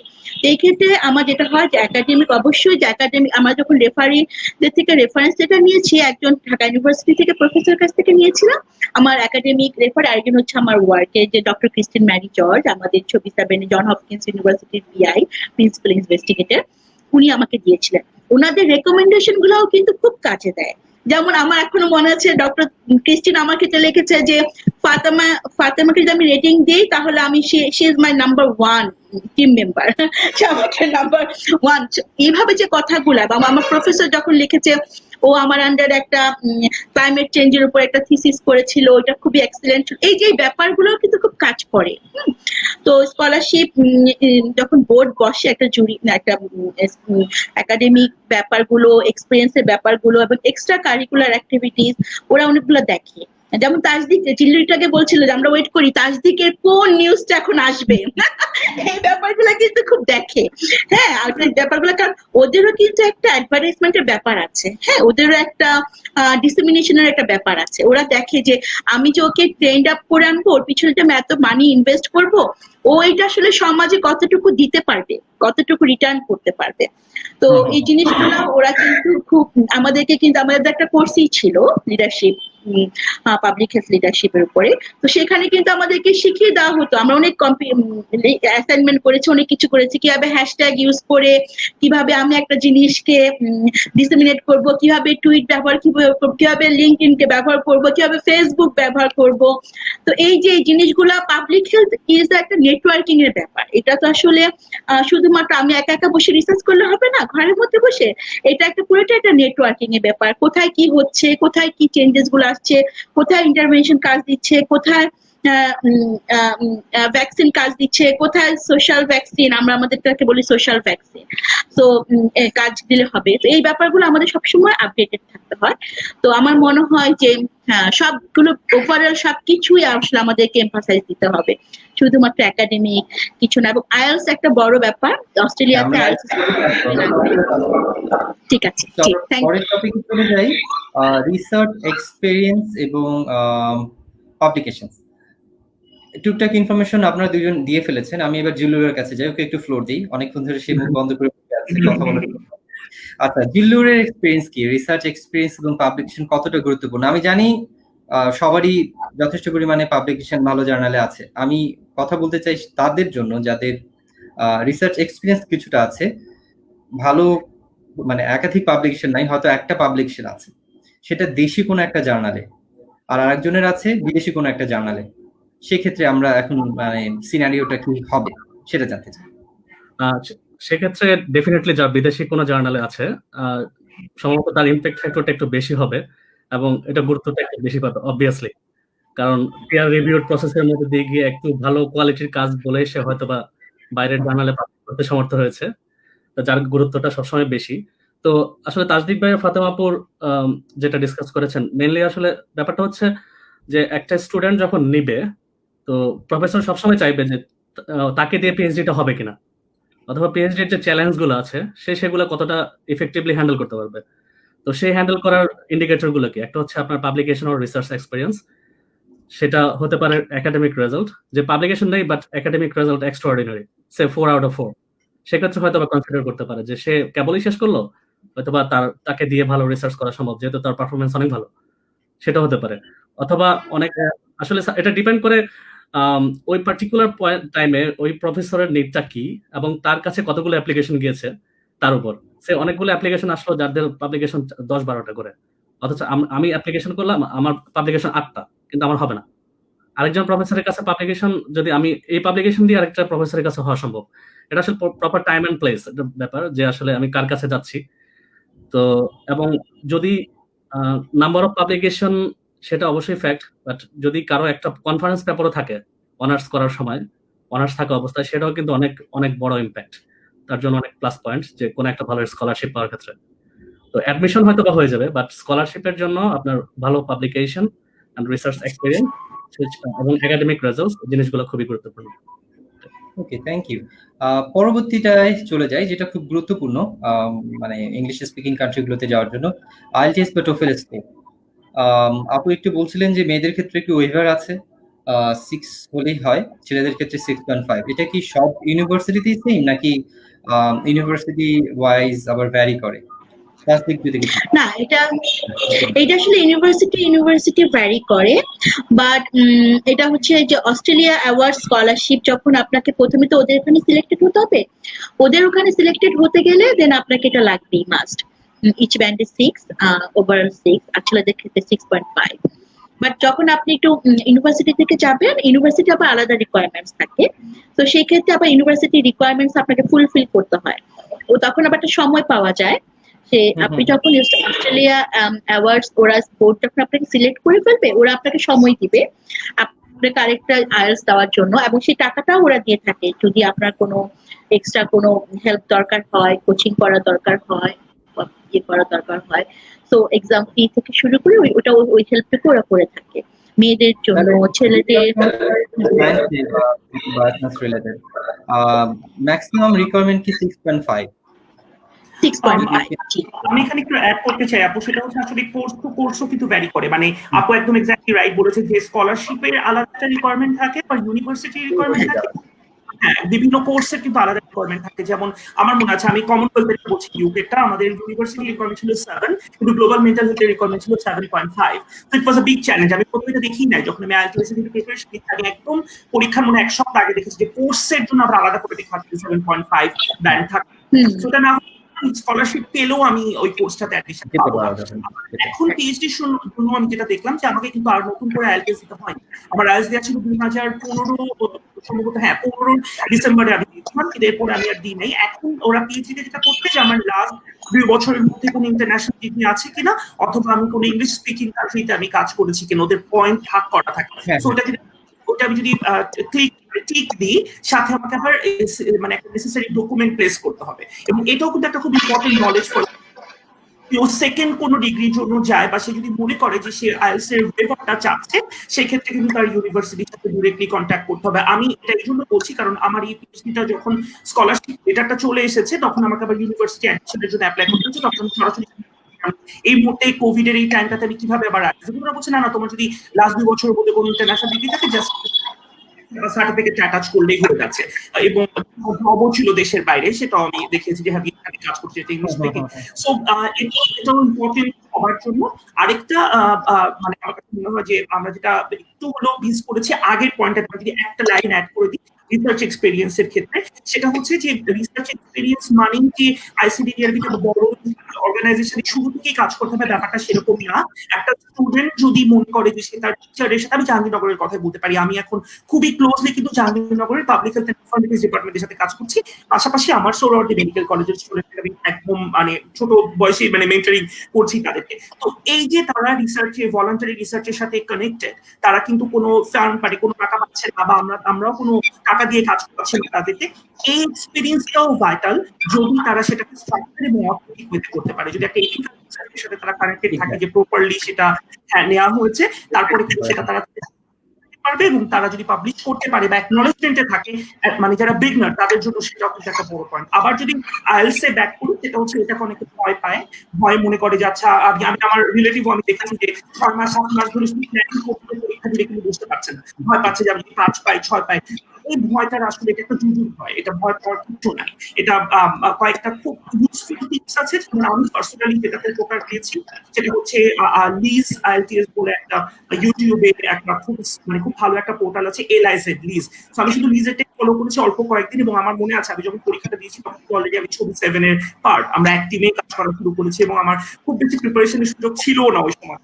তো এই ক্ষেত্রে ইস্যুটা হচ্ছে যে কনফিডেন্সটা নিয়ে কেউ যদি একটা মডিউল প্রপারলি ফলো করে একটা সার্টেন টাইম, মানে ভয় পাওয়ার এখানে কোনো কারণ নাই। শুধু কেয়ারফুলি চুজ করতে হবে যে আমার অ্যাডমিশনের জন্য স্কলারশিপের জন্য কোন স্কোরটা চাচ্ছে, সেটার থেকে বেশি আমাকে 8.5 ফেসবুকে বা সোশ্যাল মিডিয়াতে সবাইকে জানাতে হবে আমি 8.5 9 পেয়ে গেছি, সেটা কোনো মানে নাই। কারণ আইএলটিএস মানে আমি চোখে দেখেছি, আমি যখন লিভারপুলে জবটা করি, আমার একাডেমিক এনভায়রনমেন্ট ছিল, ওরা বড় স্ক্রিনের মধ্যে চেক করে। তো সেখানে যদি 7 লেখা থাকে রিকোয়ারমেন্টস, 7 ঠিক হয়ে গেলে সেটা অটো চলে যাচ্ছে। কেউ যদি 7.5 বা 8 পায়, সেটা কিন্তু এক্সট্রা কোনো পয়েন্ট অ্যাড করছে না। ওরা শুধু দেখে স্ক্রিনিং এর মতো, যে যদি 7 লেখা থাকে 7 পেয়েছে, মোর দ্যান এনাফ। আমি জান দিয়ে যে না আমার বন্ধু 7.5 পেয়েছে, আমাকে 8 পেতে হবে, কিন্তু আমার অ্যাডমিশনের জন্য 7 দরকার, কোনো দরকার নাই। মানে এই এফোর্টটা না দিয়ে সেই এফোর্টটা মানে আইএলটিএস এর যতটুকু requirement more than enough to get admission or scholarship এর বেশি কিছু আসলে দরকার হয় না। ওকে, তো পরের টপিকে চলে যাই। পরের টপিকটা হচ্ছে collect transcript and manage 2 recommendation letter. এটা ইউকে বা কানাডার ক্ষেত্রে মনে হয় 3টা রেকমেন্ডেশন লেটার ছিল, অস্ট্রেলিয়ার ক্ষেত্রে 2টা। ট্রান্সক্রিপ্ট কালেক্ট করার কি কোনো দরকার আছে নাকি দরকার নাই? যেমন ইউকের কথা বলি, ইউকেতে আমার লাগেনি, তার ক্ষেত্রে হয়তো লাগেনি। দিল্লুরের অভিজ্ঞতা কি বলে? ট্রান্সক্রিপ্ট কি লাগে? ট্রান্সক্রিপ্ট দিতে হয়েছিল, কারণ আমার হচ্ছে সিজিপিএটা এক্সপ্লেইন করা যে আসলে মার্ক কোনটা এ গ্রেড এগুলো ডিসক্রাইব করার জন্য ট্রান্সক্রিপ্টটা আসলে ম্যান্ডেটরি ছিল। যে একাডেমিক স্পেসিফিক্যালি মেনশন করা ছিল যে একাডেমিক ট্রান্সক্রিপ্ট, তো একদম আর লেটার অফ রেকমেন্ডেশন বলতে রেকমেন্ডেশন লেটার লাগবে। রেকমেন্ডেশন লেটার নিয়ে আমরা গত 2 দিন কথা বলেছি। জি সরি ফিরোজ ভাই, আমি একটু অ্যাড করতে চাই, সেটা হচ্ছে আমাদের ট্রান্সক্রিপ্ট কিন্তু জমা দিতে হয়েছে, কিন্তু ট্রান্সক্রিপ্ট আমাদের কনভার্ট করতে হবে, মানে যেটা কানাডা বা ইউএস এর ক্ষেত্রে ট্রান্সক্রিপ্টটা কনভার্ট ডব্লিউএসএ সেরকম কিন্তু আমাদের লাগেনি, এবং অস্ট্রেলিয়াতেও কিন্তু সেটা লাগেনি। মানে আমি রিসেন্টলি যে অ্যাডমিশনটা প্রসিডিউরের মধ্যে সেখানে একদম অরিজিনালটাই নিয়েছে। সো ইউনিভার্সিটি থেকে যেটা কালেক্ট করা যায় সেটাই সাফিশিয়েন্ট। হ্যাঁ এক্স্যাক্টলি, সেটাই সাফিশিয়েন্ট যদি ইংলিশে থাকে। ইংলিশে মানে আমাদের ইউনিভার্সিটি থেকে আমরা ট্রান্সক্রিপ্টটা কালেক্ট করেছি, ইউনিভার্সিটি থেকে আমরা ট্রান্সক্রিপ্টটা কালেক্ট করে সেটাকে নোটারি করে আর কি যেটা দিতে হয় আর কি, দ্যাটস ইট।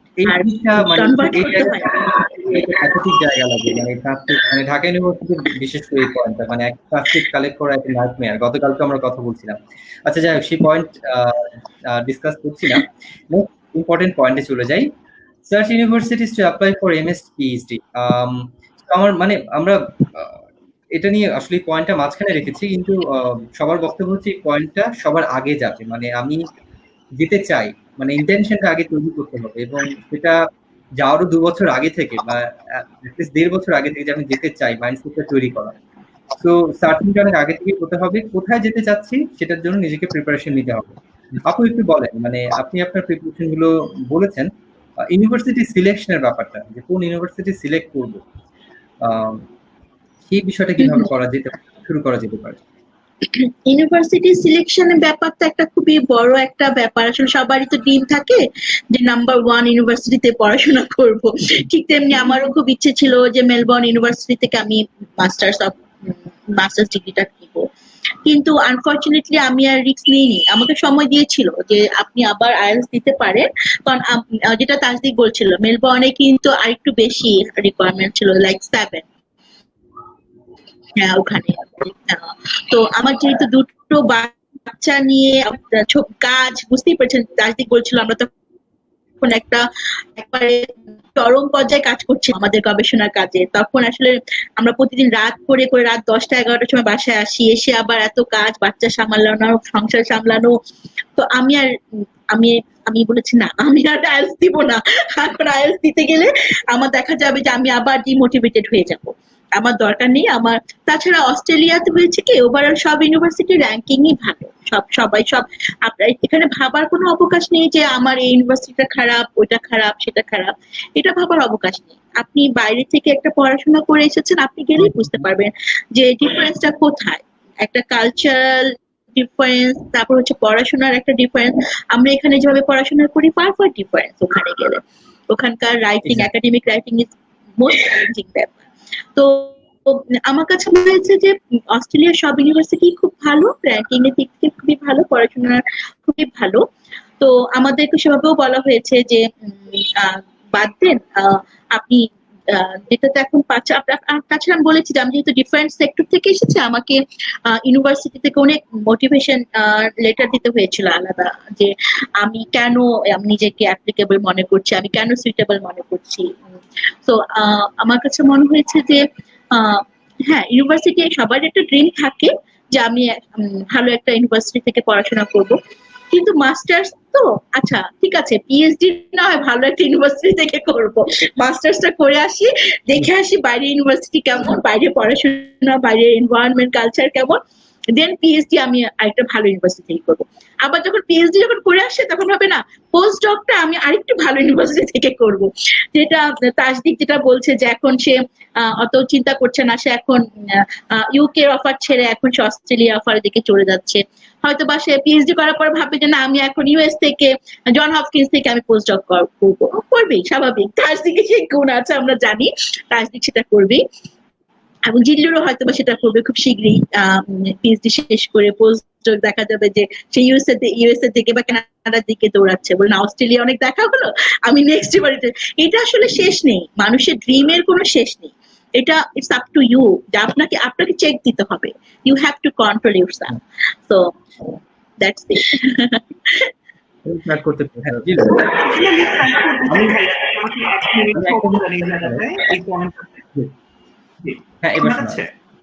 হ্যাঁ, এইদিকে আমি একটা পয়েন্ট অ্যাড করতে চাই, সেটা হচ্ছে র্যাঙ্কিং, ইউনিভার্সিটি র্যাঙ্কিং। আমরা ডেফিনেটলি ফিরোজ ভাইয়ের সামনে কথা বলছি ইউনিভার্সিটি কেমব্রিজের, আমাকে মানে হ্যাঁ। আমিও যে ইভেন্চুয়ালি কেমব্রিজ পর্যন্ত যেতে পারবো সেটা আমি অফার আসার পরেই না বুঝতে পেরেছি। মানে সবকিছু তো একটা ডিউটি। আমার যদি কেমব্রিজের অফারটা না পেতাম, আমি হয়তো অন্য ইউনিভার্সিটি, হয়তো ম্যানচেস্টারে অথবা এডিনবরা ইউনিভার্সিটিতে যেতাম, সেখানে আমার অফার লেটার ছিল। অথবা আমি যদি কমনওয়েলথ না পেতাম, আমি হয়তো কানাডায় ডালাস ইউনিভার্সিটিতে যেতাম, সেখানে আমার অফার ছিল। Story different. মানে আমি তো কানাডার টপ ইউনিভার্সিটিতে অ্যাপ্লাই করিনি বা পাইনি। আমার লাক ফিভার করেছে, সব বাটন ক্লিক করেছে, মানে I made it to Cambridge. এটা তো লাকের ব্যাপার। আপনি যেরকম বললেন যে আপনি ঘরে বসে ভাইকে সালাম। এটা তো সবাই পাবে না, তাই না? তো বিষয়টা হচ্ছে যে আপনি চেষ্টা করবেন, চেষ্টা চালাবেন, টার্গেট ফিক্স করবেন, দেন অনেক ফ্যাক্টর ডিপেন্ড করবে যে কোনটা ক্লিক করছে না। সবসময় যে আমরা যেটা চাচ্ছি সেটা পাবো, সেটা নাও হতে পারে। আমি এখানে একটু অ্যাড করতে চাই ভাইয়া, যে আমার অনেক স্টুডেন্টের মধ্যেও দেখেছি কথা বলে যে স্যার আমাকে একদম 1 নাম্বার ইউনিভার্সিটিতে যেতে হবে, এটা এটাও শুনেছি। আমি যখন আমার কয়েকজনকে বললাম যে আমি মোনাশে যাচ্ছি, ভাইয়া আপনি কেন মোনাশে যাচ্ছেন, এটা তো আই ডোন্ট কেয়ার। তার কারণটা হচ্ছে যে একটা এমন স্টেজে আমরা চলে এসেছি, এখন আমাদের কাজের ইম্প্যাক্টটা ম্যাটার করে, যে আমি যেখানে কনফিডেন্ট আমি আমার ফ্রিডম নিয়ে রিসার্চটা করতে পারবো। আমি কিন্তু এটা চিন্তা করছি যে আমাকে মোনাশ ইউনিভার্সিটি একটা র্যান্ডমাইজ কন্ট্রোল ট্রায়াল করার মানে একটা অপরচুনিটি দিচ্ছে। এটা অক্সফোর্ডে বা কেমব্রিজে যদি যেতাম, এই অপরচুনিটিটা হয়তো আমি এত সহজে পেতাম না। সো যে একটা সার্টেন স্টেজে যাওয়ার পর আমার আলটিমেট লক্ষ্যটা কি, আমার ফোকাসিংটা কোন জায়গায়, সেক্ষেত্রে যদি আমি এটা নিয়ে আফসোস করি যাচ্ছে কেন র্যাঙ্কিং 1 নম্বরে বা 2 নম্বরে আমি গেলাম না, আমি নিজে তো আমার র্যাঙ্কটাকে ইমপ্রুভ করতে পারি। University ranking will add to my profile definitely, কিন্তু সেটা ছাড়াও কিন্তু আমার প্রোফাইলটা ঠিক একই রকমই স্ট্রং হতে পারে। আমার অনেক প্রফেসরকে আমি পেয়েছি কিংস কলেজে, তারা হয়তো একটা একদম অনেক পেছনের একটা ইউনিভার্সিটি থেকে এসেছেন, তো কিচ্ছু ম্যাটার মানে এই যে এটা পাওয়ার বা এটা নিয়ে মানে অনেকেই আছে। আমি আশিক ভাই আপনার সাথে একটা সেশনে দেখছিলাম, আশিক ভাই হার্ভার্ড গ্রাজুয়েট, যিনি উনি খুব সুন্দর করে কিন্তু একটা কথা বলছিলেন যে কত লাখ হার্ভার্ড এমআইটি গ্রাজুয়েট বেরোচ্ছে কোন জায়গায়। তো কথাটা এক্স্যাক্টলি না, আমি অবভিয়াসলি সব গ্রাজুয়েটদের প্রতি মানে একদম রেসপেক্ট রেখেই বলছি যে আমার স্ট্রেসটা দেওয়া উচিত। আমি নিজে কি করছি, এক্স্যাক্টলি আমার ইউনিভার্সিটি প্রোফাইলকে আমার কাজের সাথে আমার নিয়ত, আমার প্রত্যেক কিছু কম্বিনেশন প্রপারলি হচ্ছে কিনা এবং আমি কন্ট্রিবিউট করতে পারছি কিনা, দ্যাটস ইট। এটা যদি আমি করতে পারি তোমরা আসলে মানে খুবই প্রাউড হওয়া উচিত, কারণ একটাই লাইফ, কালকেও মারা যেতে পারি কোভিড এর যা সিচুয়েশন। ওকে, পরের পয়েন্টে চলে যাই। পরের ইম্পর্টেন্ট পয়েন্টটা হচ্ছে প্রফেসর ম্যানেজ। আমি জানতে চাই যে আসলে অস্ট্রেলিয়ার বিষয়টা কিরকম হয়। যেমন কানাডার ক্ষেত্রে আমরা কথা বলছিলাম যে আগে আমি প্রফেসরকে ম্যানেজ করবো, দেন আমি ইউনিভার্সিটিতে যাবো। অস্ট্রেলিয়া কি বিষয়টা সেরকম যে আমি আগে প্রফেসর ম্যানেজ করবো দেন ইউনিভার্সিটিতে, নাকি আমি আগে ফান্ডিং ম্যানেজ করবো দেন আমি ইউনিভার্সিটি ম্যানেজ করবো? ইউকে ক্ষেত্রে কিছুটা এরকম হয় যে আমি আগে ফান্ডিংটা সিকিউর করবো, ইন প্যারালাল আমি প্রফেসর খুঁজবো, ফান্ডিং সিকিউর হলে দেন আমি দুটাকে কম্বাইন করবো। অস্ট্রেলিয়ার বিষয়টা কিরকম? অস্ট্রেলিয়ার ব্যাপারটা হচ্ছে সুপারভাইজার যদি আপনি ম্যানেজ না করেন তাহলে ইউনিভার্সিটি অ্যাডমিশন নেবেন। ফার্স্ট ক্রাইটেরিয়া হচ্ছে সুপারভাইজারের সাথে কন্ট্যাক্ট করতে হবে। সুপারভাইজারের সাথে কন্ট্যাক্ট করে ওকে আপনি কন্ট্যাক্ট করার মাধ্যমে ফর্মালি ইমেইলে কন্ট্যাক্ট করা যেতে পারে। ইমেইলটাই বেস্ট, যে ওর কন্ট্যাক্ট করার আগে তার এরিয়া অফ রিসার্চ কি নিয়ে কাজ করে সেটা দেখে, রিসেন্ট পাবলিকেশন গুলো দেখে, দেন একটা এক্সপ্রেশন, নিজের ইন্টারেস্ট এক্সপ্রেস করা যে আমি তোমার এই প্রোফাইল পাবলিকেশন গুলো দেখেছি, আমার এই রিলেভেন্ট এক্সপিরিয়েন্স আছে, আমার কাছে মনে হয় যে এই কাজটা নিয়ে তোমার সাথে আমি মানে পিএইচডি করতে পারি। এভাবে অ্যাপ্রোচ করলে তো প্রফেসর হয়তো বা, এবং তার একটা সিভি, খুব বেশি বড় না, শর্ট একটা সিভি যদি অ্যাড করে দেয় মেলের সাথে, ফর্মাল সিভি, তারপর হচ্ছে প্রফেসর হয়তো বা তাকে নক করবে যে হ্যাঁ তোমার আমার কাছে তোমার অ্যালাইন হচ্ছে, অথবা আমার এখন প্রজেক্ট আছে, তো তুমি ফর্মাল অ্যাপ্লিকেশন করতে পারো। সেক্ষেত্রে তারপর প্রফেসর হচ্ছে ইউনিভার্সিটি দিয়ে ইনভাইট করবে ফর্মাল অ্যাপ্লিকেশনের জন্য, তারপর ফর্মাল অ্যাপ্লিকেশনে যাবে। তো আর প্রফেসর আসলে এখন প্রশ্ন হতে পারে যে আসলে প্রফেসর আমি খুঁজবো কি হবে, এত এত এত কাজ কোনটা আমি দেখবো। তো ওই হচ্ছে পাবলিকেশন গুলো খোঁজা, যে আমি যে ফিল্ডে কাজ করছি সেই ফিল্ডে কারা এখন টপ কাজ করছে, অথবা লেটেস্ট কন্ট্রিবিউশন গুলো কারা বেশি রাখছে একটা।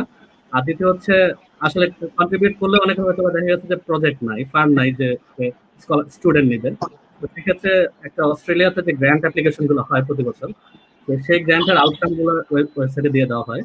তো সেখান থেকে গিয়েও কিন্তু আসলে কোন প্রফেসর গুলো কোন প্রজেক্টের জন্য গ্র্যান্ট পেয়েছে এবং প্রজেক্টের একটা সামারি থাকে, তো সেখান থেকে ইজিলি প্রফেসর গুলো চুজ করা যায়। তো সেখানে চুজ করে আমি একটু অ্যাড করতে চাই, যদিও আমি পিএইচডি তে ফাইনালি সিলেক্টেড হইনি, কিন্তু যেটা হয়েছে যে সায়েন্সিয়াল স্কলারশিপে আমাকে দুজন সুপারভাইজার আমাকে নক করেছিল। তো এটা ছিল ওপেন স্কলারশিপ, এটা এটা একটু ডিফারেন্ট, ওদের প্রজেক্ট বেস ছিল আর কি।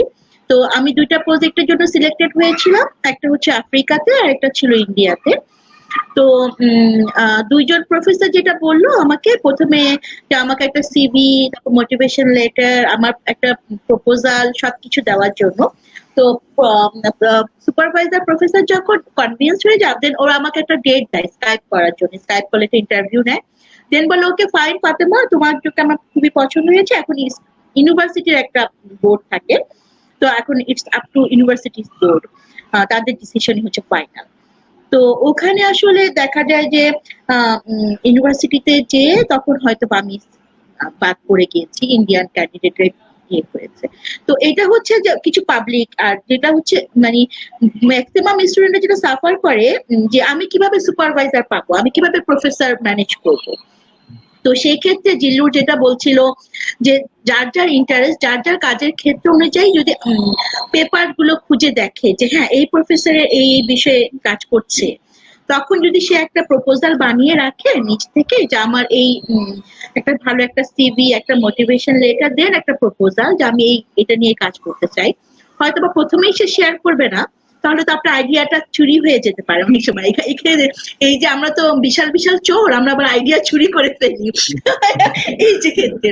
তো যেটা এখনই শেয়ার করা, তো আগে প্রফেসরকে যেটা নক করতে হবে, যে আপনার সিভি দিয়ে, আপনার মোটিভেশন লেটার দিয়ে, যে আমি তোমার এই পেপার গুলো পড়েছি, তোমার এই কাজগুলো আমার খুব ভালো লেগেছে, আমার সাথে রিলেট করছে। দেন প্রফেসরকে যদি বলে, প্রফেসর যদি বলে ওকে ফাইন, তুমি তোমার একটা প্রপোজাল দাও, তখন সে যে শেয়ার করতে পারে আর কি। এইভাবেই আসলে আমি যতটুকু জানি।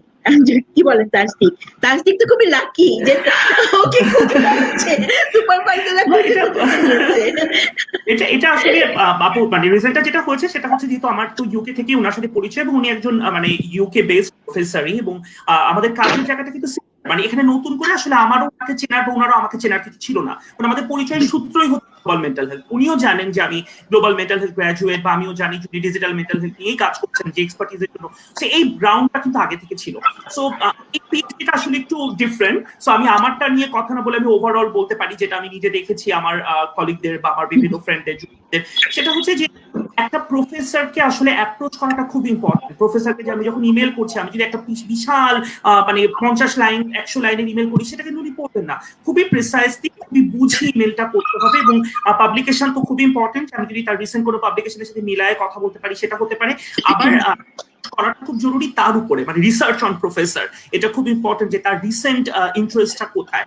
সো আমার আরেকজন প্রফেসরের সাথে কথা হয়েছিল, সেটাও খুব ইন্টারেস্টিং। লন্ডন স্কুল অফ হাইজিনের আমার টিচারই ছিলেন, মানে আমার ফ্যাকাল্টিই ছিলেন উনি। তো ওনার সাথে যখন আমার কথা হয়েছে, সেটা কিন্তু মানে আমি দেখেছি যে ইউনিভার্সিটি প্রোফাইলে যে নিউজ অ্যান্ড ভিউজ এর মতো, মানে নিউজ ফিডে কতগুলো কিন্তু রিপোর্ট আসতে থাকে যে ইনি একটা বড় গ্র্যান্ড পেয়েছেন ওয়েলকাম ক্লাস থেকে। আমি সাথে সাথে ওনাকে কংগ্রাচুলেট করেছি, এবং উনি তখন বলছেন যে তাসদিক ইউ নো সামওয়ান যে এই টপিকে পিএইচডি করতে চায়, আমি স্টুডেন্ট খুঁজছি। সো আমি তখন অলরেডি আমি অকুপাইড হয়ে গেছি গুণাসে। সো না হলে কিন্তু এটা আমার কাজের সাথেও মিল ছিল, আমি কিন্তু এটা ট্রান্সফার করে দিয়েছি আমার অন্য স্টুডেন্টদের, মানে আমার অন্য ক্লাসমেটদের কাছে। ইস্যুটা হচ্ছে এটা আমাকে জানতে হবে যে একটা ইউনিভার্সিটির মানে প্রোফাইলে কি ইনফরমেশন আসছে, আমার পছন্দের যে টপিকটা, সেই টপিকের টিচাররা বা ফ্যাকাল্টিরা কি কি কাজ করছেন, আমি যদি সেটা না জেনে আমি কনস্ট্যান্ট শুধু নিজের কথাই লিখি ইমেলের মধ্যে, তাহলে ইট মাইট নট ওয়ার্ক। সো আমাকে একটু ইউনিভার্সিটির প্রায়োরিটি, টিচারের যে প্রায়োরিটি, সেই জিনিসটা বুঝে নিয়ে তারপরে যদি আমি লিখি, তাহলে সেটা অনেক বেশি ইফেক্টিভ হবে। আর আমি সবসময় যেটা প্রেফার করি, আমি যখন কন্ট্যাক্ট করি কোনো টিচারের মানে প্রফেসরের সাথে বা কারোর সাথে, আমি সিভি অ্যাটাচ করি মানে প্রথম কনভারসেশনে, অথবা রিসার্চ গেটের প্রোফাইলটা খুব মানে এমন ভাবে না যাতে জিনিসটা শো অফ মনে হয়, খুবই প্রাসঙ্গিক ভাবে, যে ইউ মাইট ক্যান, বাট জিনিসটা যেটা হয় যে ওনাদের যদি সময় থাকে, উনি কিন্তু ক্লিক করে খুব সহজে দেখতে পাচ্ছেন। আমি যদি একটা 12 পেজের সিভি দিয়ে দিই, তাহলে কিন্তু উনি সেটা চেক করবেন না। একটা খুবই মানে স্ন্যাপশটের মতো, যে একটা ছোট্ট 1 পেজের বেসিক কাজটা যদি আমি দেখাতে পারি, যে আচ্ছা আমি এসএসসি তে গোল্ডেন এ প্লাস পেয়েছিলাম, এটা দিয়ে ওনার কিছু যায় আসে না, বরং আমার নতুন যে রিলেভেন্ট যে কাজটা, সেটা কিন্তু অনেক বেশি তাকে অ্যাট্রাক্ট করতে পারবে। সো ওইটা একটু বুঝে নিই, এবং একই সিভি সব প্রফেসরের জন্য অ্যাপ্লিকেবল না, এটা আমাকে মাথায় রাখতে হবে যে আমার CV might need to customize for each professor. এইটা যেমন ইম্পর্টেন্ট, আবার আমি কোন পাবলিকেশনটা, মানে আমরা অনেক সময় মানে নিজেকে মানে প্রমোট করতে এতই ব্যস্ত থাকি যে আমরা ইমেলের মূল সুরটাকে নষ্ট করে ফেলি। সো ভাইয়া আরো বেশি পারবেন যে এই জায়গাটাতে উনি যেহেতু কেমব্রিজে আরো মানে খুব বড় বড় হাই প্রোফাইল প্রফেসরদের সাথে কথা বলার সুযোগ পাচ্ছেন ডিরেক্টলি, ওনাদের কিন্তু সময় অনেক কম থাকে, ওনারা এত সময় দেবেন না, চিনেন না, জানেন না। আরেকটা জিনিস আমি আবারও নেটওয়ার্কিং এর গুরুত্বটা বলবো।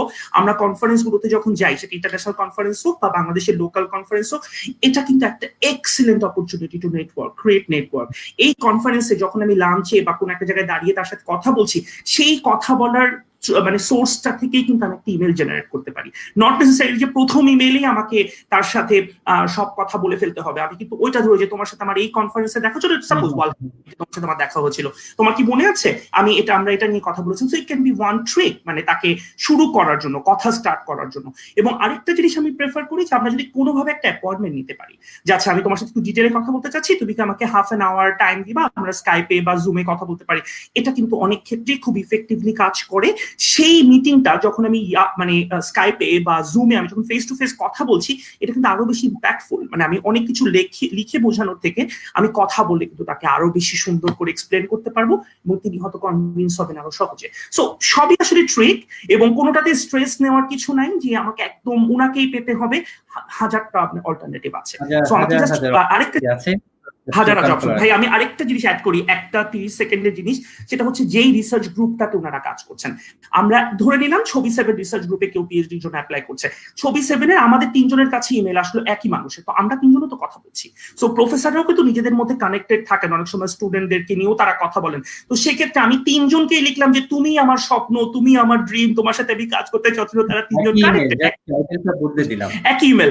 So definitely it will not work. So আমাকে কিন্তু বুঝতে হবে যে আমি যে রিসার্চ গ্রুপে নক করছি, সেই আমি সোজা কথা যে আমাকে সেই রিসার্চ গ্রুপটার উপরেও রিসার্চ করেই নক করতে হবে। একজনকে আমি ট্রাই করতে পারি, উনি কিন্তু আমাকে সাজেস্ট করবেন যদি উনি না পারেন। আমি অনেক জায়গায় দেখেছি যে ওনারাই ডিরেক্টলি বলেছেন যে আচ্ছা আমি পারছি না, আমি এই বছর অকুপাইড, আমার 3 বা 5 পিএইচডি স্টুডেন্ট হয়ে গেছে, কিন্তু আমার একজন কলিগ আছে, তুমি ওর সাথে কন্ট্যাক্ট করো। তখন সেই কথার সূত্র ধরে যে আমি প্রফেসর পিটারের সাথে কথা বলেছি, পিটার আমাকে রিকমেন্ড করেছে তোমার সাথে কথা বলার জন্য। সো তখন কিন্তু ওনারা সাথে সাথেই আবার কথা বলবেন যে আচ্ছা আমার কলিগ রিকমেন্ড করেছে, সো লেটস টক। সো এরকম জিনিসটা যে একটু বুদ্ধিমান হতে হবে, একটু চোখ কান খোলা রাখতে হবে। মানে সব একই টেমপ্লেটে ফেলা যাবে না এবং কপি করা যাবে না। আমরা ইমেলও চুরি করি, আমরা আপু যেহেতু চুরি শব্দটা বলে ফেলেছেন, আমরা ইমেল কপি করি, আমরা অন্য মানুষের এসওপি কপি করি, আমরা রেফারেন্স লেটার কপি করি।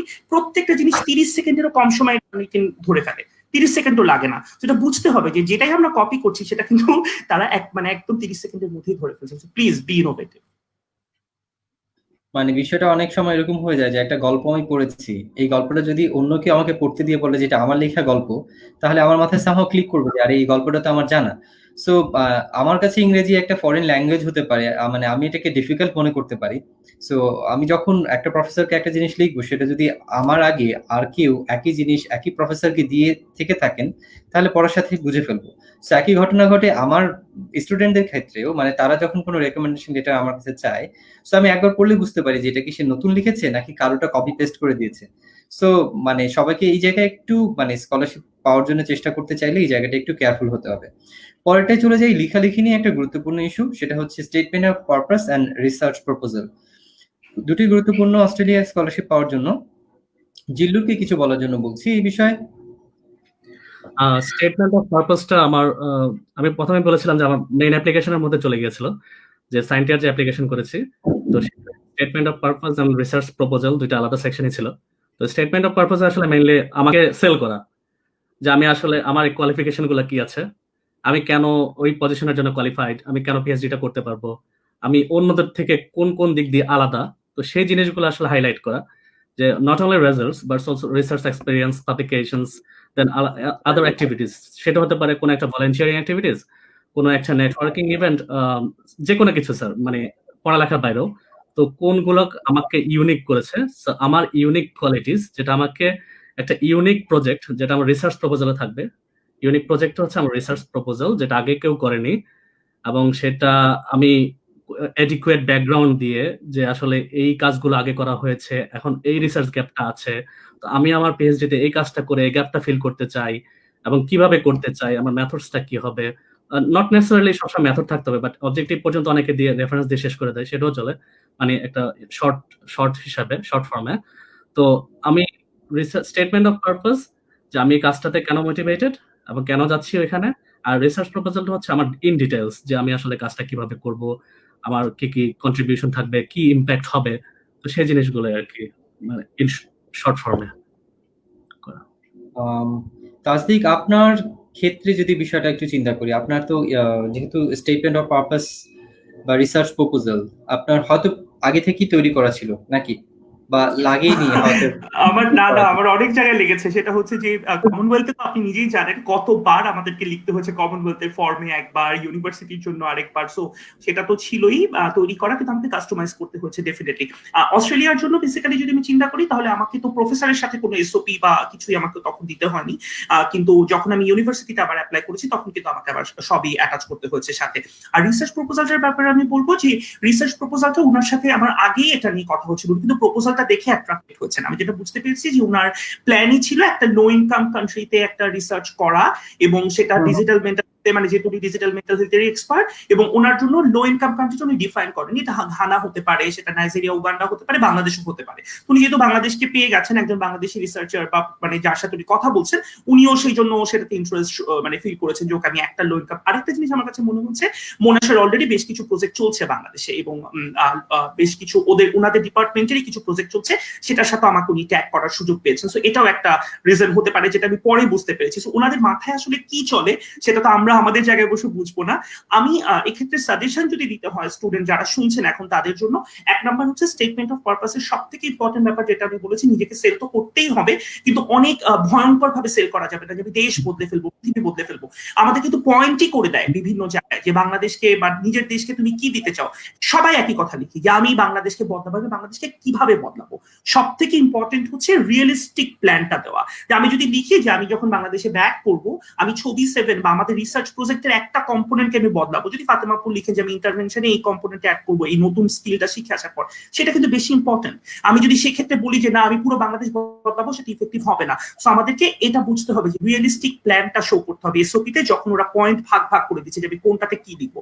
আর নিজের ক্ষেত্রেও সেটা খুব ইম্পর্টেন্ট দেখানো যে আমি আমার লাইফে কোন জায়গায় পরিবর্তনটা আনতে চাচ্ছি এই ডিগ্রিটা দিয়ে। এবং সব থেকে যেটা আমার কাছে ইম্পর্টেন্ট মনে হয়, লিঙ্ক করতে পারাটা আমার পাবলিকেশনের সাথে, আমার আলটিমেট প্ল্যান, আমার ক্যারিয়ার গোল, আমার পার্সোনাল গ্রোথ, সবকিছু মিলটা। এবং শুধু আমি না করে মানে পুরো লেখাটার মধ্যে যাতে একটা গল্পের মতো একটা ব্যাপার থাকে। আমি একটা এখানে টিপ দিতে চাই, আমি মাস্টার্সে যেটা এসওপিটা সাবমিট করেছিলাম, এটা খুবই ইম্পর্টেন্ট ছিল ভাই। আমি আবার শিবেনিং স্কলারশিপও কিন্তু আমি পেয়েছিলাম একই বছর। শেয়ার্ডের জন্য শর্টলিস্টেড ছিলাম, কমনওয়েলথ শিবেনিংও পেয়েছিলাম ওই বছরই 2016-তে। তো শিবেনিং এ কিন্তু এটার বেসিসেই শর্টলিস্ট করা হয়, এসওপিটাই পড়ে তারা, লিডারশিপ এক্সপেরিয়েন্স কতটুকু কি আছে।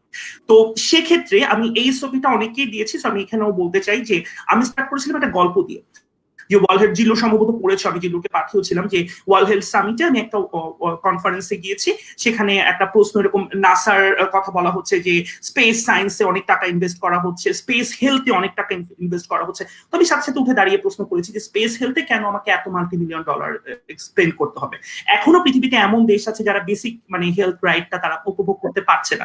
তো এটা নিয়ে পুরো ডিবেটটা ঘুরে গেছে তখন, মানে পুরো কনফারেন্সের ওই সেশনটাতে আমার প্রশ্নটা নিয়েই পরবর্তী হাফ এন আওয়ার তারা ডিসকাস করেছে। এবং কনফারেন্স শেষ হওয়ার পরে অনেকে আমাকে এসে কংগ্রাচুলেট করেছে, আচ্ছা বাংলাদেশের ছেলেটা কই, আমার নাম তো আর কেউ জানে না, বাংলাদেশের ছেলেটা কই, ওর সাথে কথা বলবো। সো এটাই আমি স্টার্ট করেছি যে আমার এসওপিতে যে আমি কখনো কোনো কথা যদি আমার রাইট মনে হয়, সেটা যেই ফোরামই হোক, আমি কখনো চুপ করে থাকি না, আমি সেটা বলি। এবং সেই কথাটা এটাই হচ্ছে আমার লিডারশিপের প্রথম স্ট্রেংথ, যে আমি স্কেয়ার্ড না, আমি ফিয়ার্ড, মানে আমার মধ্যে এই জিনিসটা নাই, আমি বোল্ড। সো এখান থেকে স্টেপ বাই স্টেপ যখন আমি গল্পটা ভিতরে ঢুকে গেছি, আমার জন্য এক্সপ্লেন করাটা ইজি হয়েছে যে আমার ক্যারিয়ার গ্রোথটা কেমন। সো আমি এটা এই জন্য বলছি যে যখন একজন রিডার পড়বে, সে যদি একটা ইন্টারেস্ট পায় একটা গল্পের মতো, ছোট গল্পের মতো হুমায়ুন আহমেদের, তাহলে কিন্তু সে পরের টুকু পড়তে যাবে, না হলে কিন্তু সে পরের লাইনগুলো পড়বে না। আমি জিল্লুকে একই সাজেশন দিয়েছিলাম যে জিল্লু পুরো জিনিসটা প্রেজেন্ট করো এইভাবে, যাতে একজন তুমি নিজে যখন পড়বা তুমি ইন্টারেস্ট পাচ্ছ কিনা। সেটা এসওপির ক্ষেত্রেও যেমন প্রযোজ্য, রিসার্চ প্রপোজালের ক্ষেত্রে। আমার পিএইচডি 3 বছরের, এখন আমি যদি একটা এরকম প্রপোজাল দিই যেটার জন্য দরকার একটা 56 মাসের একটা ট্রায়াল, তাহলে তো হবে না। আমাকে রিয়েলিস্টিক প্রেজেন্ট করতে হবে, যে আমাকে ধরে নিতে হবে 6 মাস এথিক্স এর জন্য চলে যাবে, তাহলে 6 মাস বাদ দিলে আমার হাতে থাকে 2.5 বছর। 2.5 বছরের মধ্যে লাস্টের 8 মাস আমি লেখালেখির জন্য রাখলাম, তাহলে মাঝখানে যে সময়টা, সেইটুখানি সময় রিয়েলিস্টিক আমি কি করতে পারবো। এখন কিন্তু কোভিড চলছে, এখন যারা অ্যাপ্লাই করবে তাকে এটাও বুঝতে হবে, আমি যদি বলি আমি এখন মাঠে ঘাটে নেমে একদম সব গ্রামে গ্রামে যে কাজ করবো, আমি সেটা করতে পারবো না। সো আমাকে ওই কন্টিনজেন্সি প্ল্যানটাও রাখতে হবে, যে আমি এরকম প্যান্ডেমিকে কিভাবে সেটাকে ডিল করবো। যখনই পুরো জিনিসটাকে ক্লিয়ারলি এক্সপ্লেন করে আমি দিতে পারবো, আমি কতটুকু জানি তার থেকে বেশি ইম্পর্টেন্ট হচ্ছে আমার জানার কতটুকু অংশ আমি এই 3 বছরের মধ্যে ইফেক্টিভলি ইউটিলাইজ করতে পারবো। তাহলে কিন্তু একজন প্রফেসর বা একজন সুপারভাইজার অ্যাট্রাক্টেড হবেন যে ওর নলেজের যে জায়গাটা ও ইউটিলাইজ করতে চাচ্ছে এখানে, সেটা ইফেক্টিভ, সেটা ফিজিবল, সেটা অ্যাকসেপ্টেবল ওই কনটেক্সটে। এবং খুব ইম্পর্টেন্ট হচ্ছে কালচারাল অ্যাডাপ্টেশন।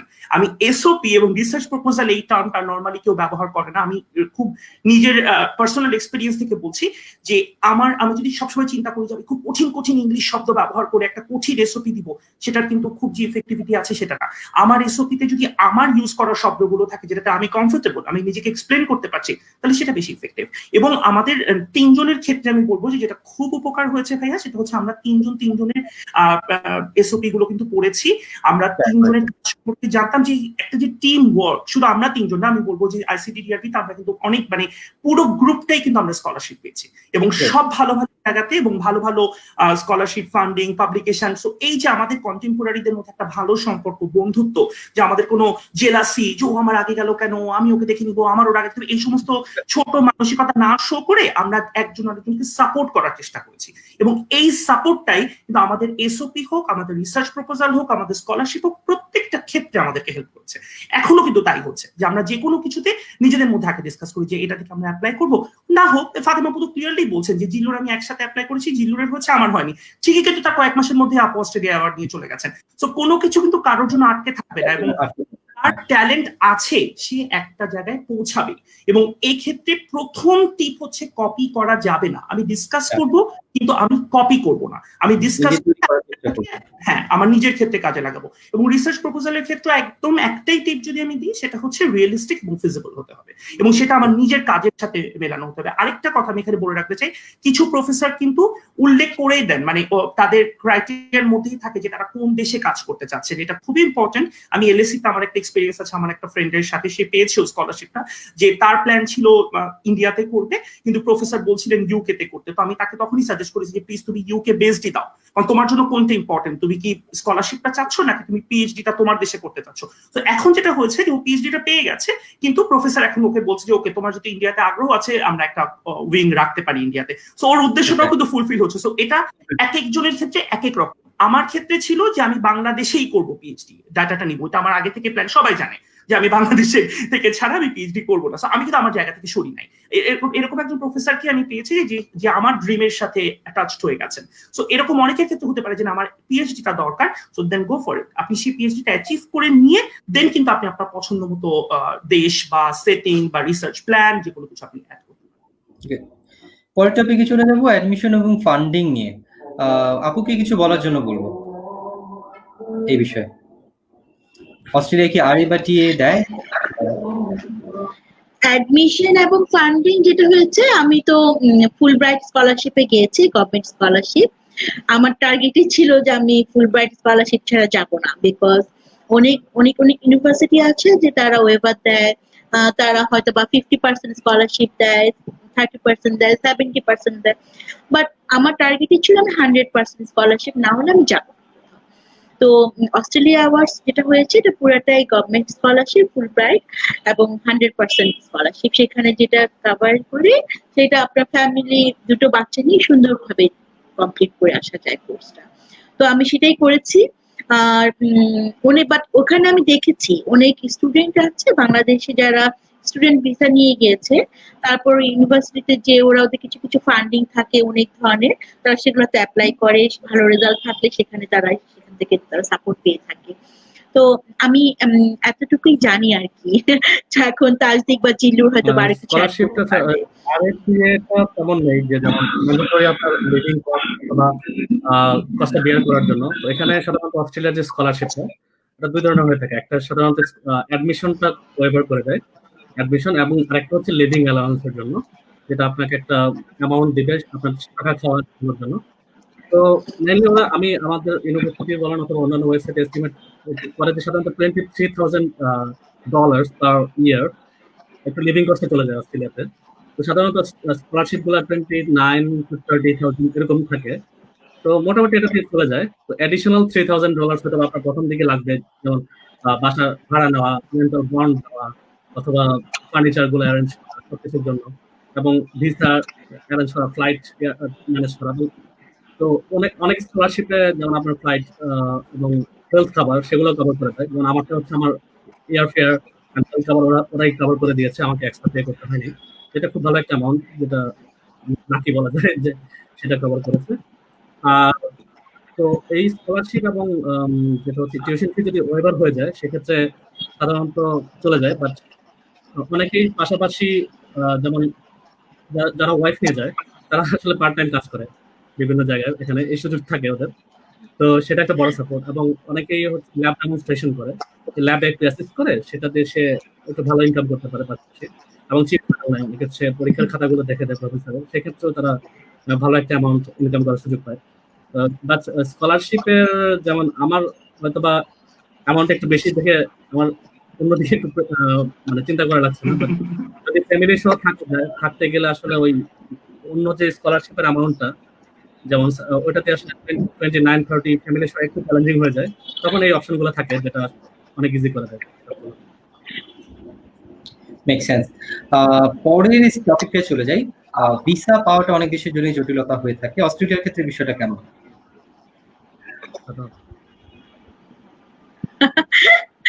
আমার ক্ষেত্রে তো ছিল ভিআইপি। আসলে আমাকে তেমন কোনো চ্যালেঞ্জ ফেস করতে হয়নি। আমি জাস্ট মেডিকেল করে অনলাইনে সব অ্যাপ্লাই করে দিয়েছি। দেন ওটা দিল্লি থেকে হয়ে আসে ভিসাটা, তো চলে এসেছে আর কি। আমাকে আর কোনো কিছু হ্যাসেল ফেস করতে হয়নি। সরি ভাইয়া, আপনার কথাটা ঠিক। অস্ট্রেলিয়ার জন্য বাংলাদেশে কি নেই?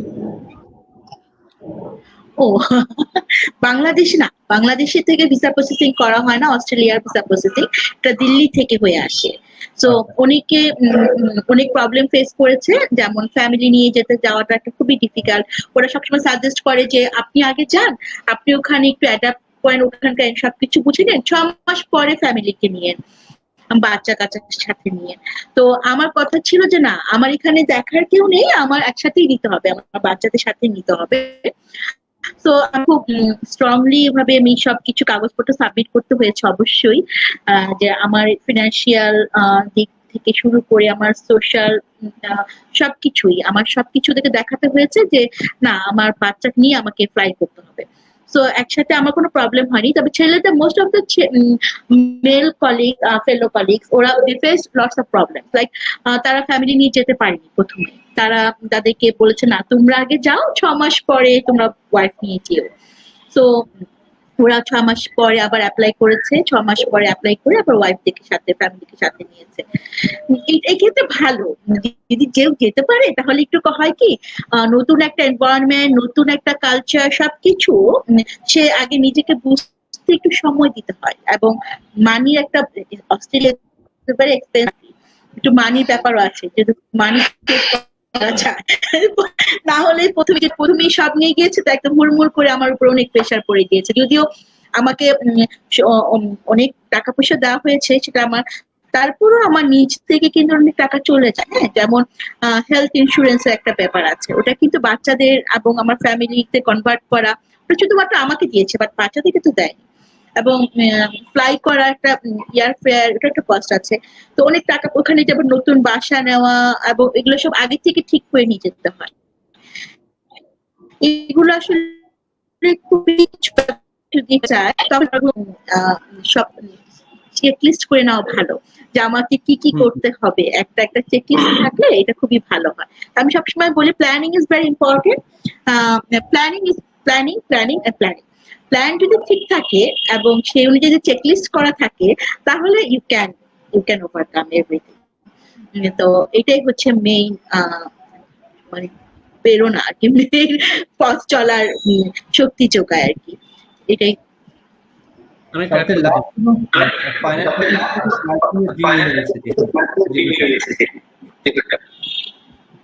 ভিসা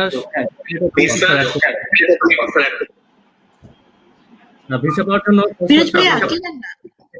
কনফার্মেশন অফ এনরোলমেন্ট, যেটা একটা ফর্ম, সেটা ম্যান্ডেটরি, সেটা লাগবে। আর হচ্ছে হেলথ কভারেজটা, যে আপনার হেলথ কভারেজ নেওয়া আছে কিনা। এটা একটা স্ট্রেঞ্জ ব্যাপার, যে আমি আসলে অ্যাডমিশন হয়েছে কিনা আমি জানি না, কিন্তু আমার হেলথ কভার আগে নিয়ে রাখতে হচ্ছে। তো এটা একটা মানে একটু চ্যালেঞ্জিং ব্যাপার, অনেক টাকার ব্যাপার। তো এই দুইটা হয়ে গেলে দেন আমি যেটা করেছি যে আমার ভিসা প্রসেসিংটা যদিও দিল্লিতে হয়েছে, বাট আমি ভিএফএস গ্লোবাল গুলশানে আছে, তো সেখানে সব ডকুমেন্টস গুলো জমা দিয়ে দিয়েছিলাম, ফিঙ্গারপ্রিন্ট থেকে সব। আর মেডিকেল করার জন্য হচ্ছে কিছু অর্গানাইজেশন আছে, যেমন IMO অথবা IUM সামথিং, তো ওদের ওখানে গিয়ে মেডিকেল। জি, তো ওই প্রসেস গুলো আমি লাকি যে এগুলো হয়তো তারা পরে ইনিশিয়েট করেছে, যে আমাকে আর বাংলাদেশ থেকে আমি পুরো প্রসেসটা করতে পেরেছি ভিসার যেটা। তো আলটিমেটলি ওদেরকে দিয়ে দিয়েছি সব ডকুমেন্টস, তারাই সব সাবমিট করে দিয়েছে। তো এটা আমি আমারগুলো একা একাই করেছি জিল্লুর। তো ওদেরকে কি আলাদা পে করতে হয়েছিল আপনাকে? না, বিএফএস হচ্ছে ওরা গ্লোবাল হচ্ছে যে তারা প্রসেসিংটা ফার্স্টে সব ডকুমেন্ট গুলো আমাকে চেক করে দিয়েছে যে সবকিছু ঠিক আছে কিনা। আমি আচ্ছা। অ্যাকাউন্ট আমার নিজস্ব অ্যাকাউন্ট খুলে নিজে আপলোড করতে হয়েছে। ও। অন্য যারা যেমন আগে যারা গিয়েছিল তাদের কাছ থেকে আসলে মানে আসলে কমিউনিকেশনটা খুব জরুরি, যে আমি একা হয়তো বা সবকিছু বুঝতে পারবো না কি লাগবে। তো আগে যারা গিয়েছে আমি সবার সাথে কন্ট্যাক্ট করে কি কি ডকুমেন্টস লাগবে সেগুলো আগে থেকে রেডি করে তারপর আপলোড করে দিচ্ছি। অনেক ডকুমেন্টস ইউনিভার্সিটিতে ফ্লাই করা, দ্যাট মিন্স আমি যেই ইউনিভার্সিটিতে যেতে যাচ্ছি, মূলত হচ্ছে যে শহরে যাচ্ছি সেই শহর ফ্লাই করা, এবং ফ্লাই করার আগে অনেক রকম প্রস্তুতি থাকে, যেমনটা সবাই বলছিলেন, আপু বলছিলেন যে বাসা খোঁজা, কোথায় থাকবো, কিছু জরুরি জিনিসপত্র ম্যানেজ করা, এগুলো অনেক রকম স্টেপ থাকে। সেগুলো নিয়ে আমরা ফার্দার এখানে ডিসকাস করছি না, কারণ এগুলো যখন উপরের স্টেপ গুলো সব হয়ে যাবে, আমার মনে হয় সবাই এই স্টেপটুকু করে নিতে পারবে। এটা মানে ততদিনে লাইন ঘাট সব পরিষ্কার হয়ে যাবে। কমেন্টস এসেছে কিছু, হয়তো কোয়েশ্চেন আকারে, আমরা একটু সেগুলো অ্যাড্রেস করার চেষ্টা করি। একজন প্রশ্ন করেছেন, শামসুন্নাহার স্বচ্ছ, I think, being a microbiology student, can I get a scholarship for masters while not having any research experience at honors? একজন অনার্স শেষ করেছে কিন্তু কোনো পাবলিকেশন রিসার্চ এক্সপিরিয়েন্স নাই, তিনি কি পারবেন মাস্টার্স করতে যেতে অস্ট্রেলিয়াতে?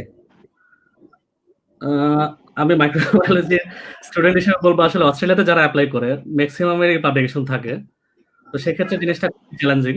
যে একবার হবে না যে তা না, অ্যাগেন এটা ডিপেন্ড করে প্রফেসরের উপর।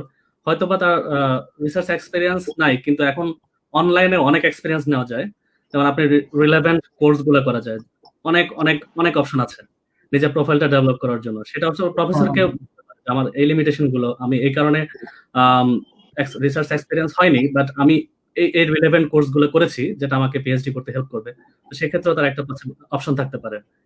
তো অনার্সের ক্ষেত্রে হয়তো বা আমরা যেটা করেছিলাম ইন্টার্নশিপ করেছিলাম, তো ইন্টার্নশিপ গুলো থেকেও কিন্তু ভালো একটা এক্সপিরিয়েন্স নেওয়া যায় কোন একটা রিসার্চ গিয়ে।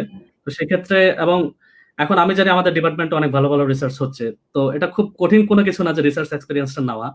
তো একটু চাইলে অথবা একটু ভলান্টিয়ারিং যদি করে, তাসদিক ভাই যেটা আগেও অ্যাড্রেস করেছে, যে আসলে কোনো কিছু পাওয়ার আসলে ফার্দার লং টার্ম চিন্তা করে যদি কোনো কিছু করে, শর্ট টার্ম স্যাক্রিফাইস করে অথবা টাকা পয়সার চিন্তা না করে, সেক্ষেত্রে সেটা কাজে দেবে আর কি স্যার। বাট একটু রিলেটেড আমরা অ্যাড্রেস করে ফেলেছি অলরেডি, যে ফার্স্ট অথর পেপার বা সেকেন্ড অথর কো অথর, এগুলো আসলে খুব কমন কথা, এবং আমরা বলেছি কনফারেন্স পেপার হলেও সেটার গুরুত্ব আছে। সো পেপার থাকতে হবে, ফার্স্ট অথর থাকলে অবশ্যই বেশি গুরুত্ব পাবে। এটা সব দেশের জন্য সমান, এখানে আসলে আলাদাভাবে বলার কিছু না, এটা বোঝার বিষয়।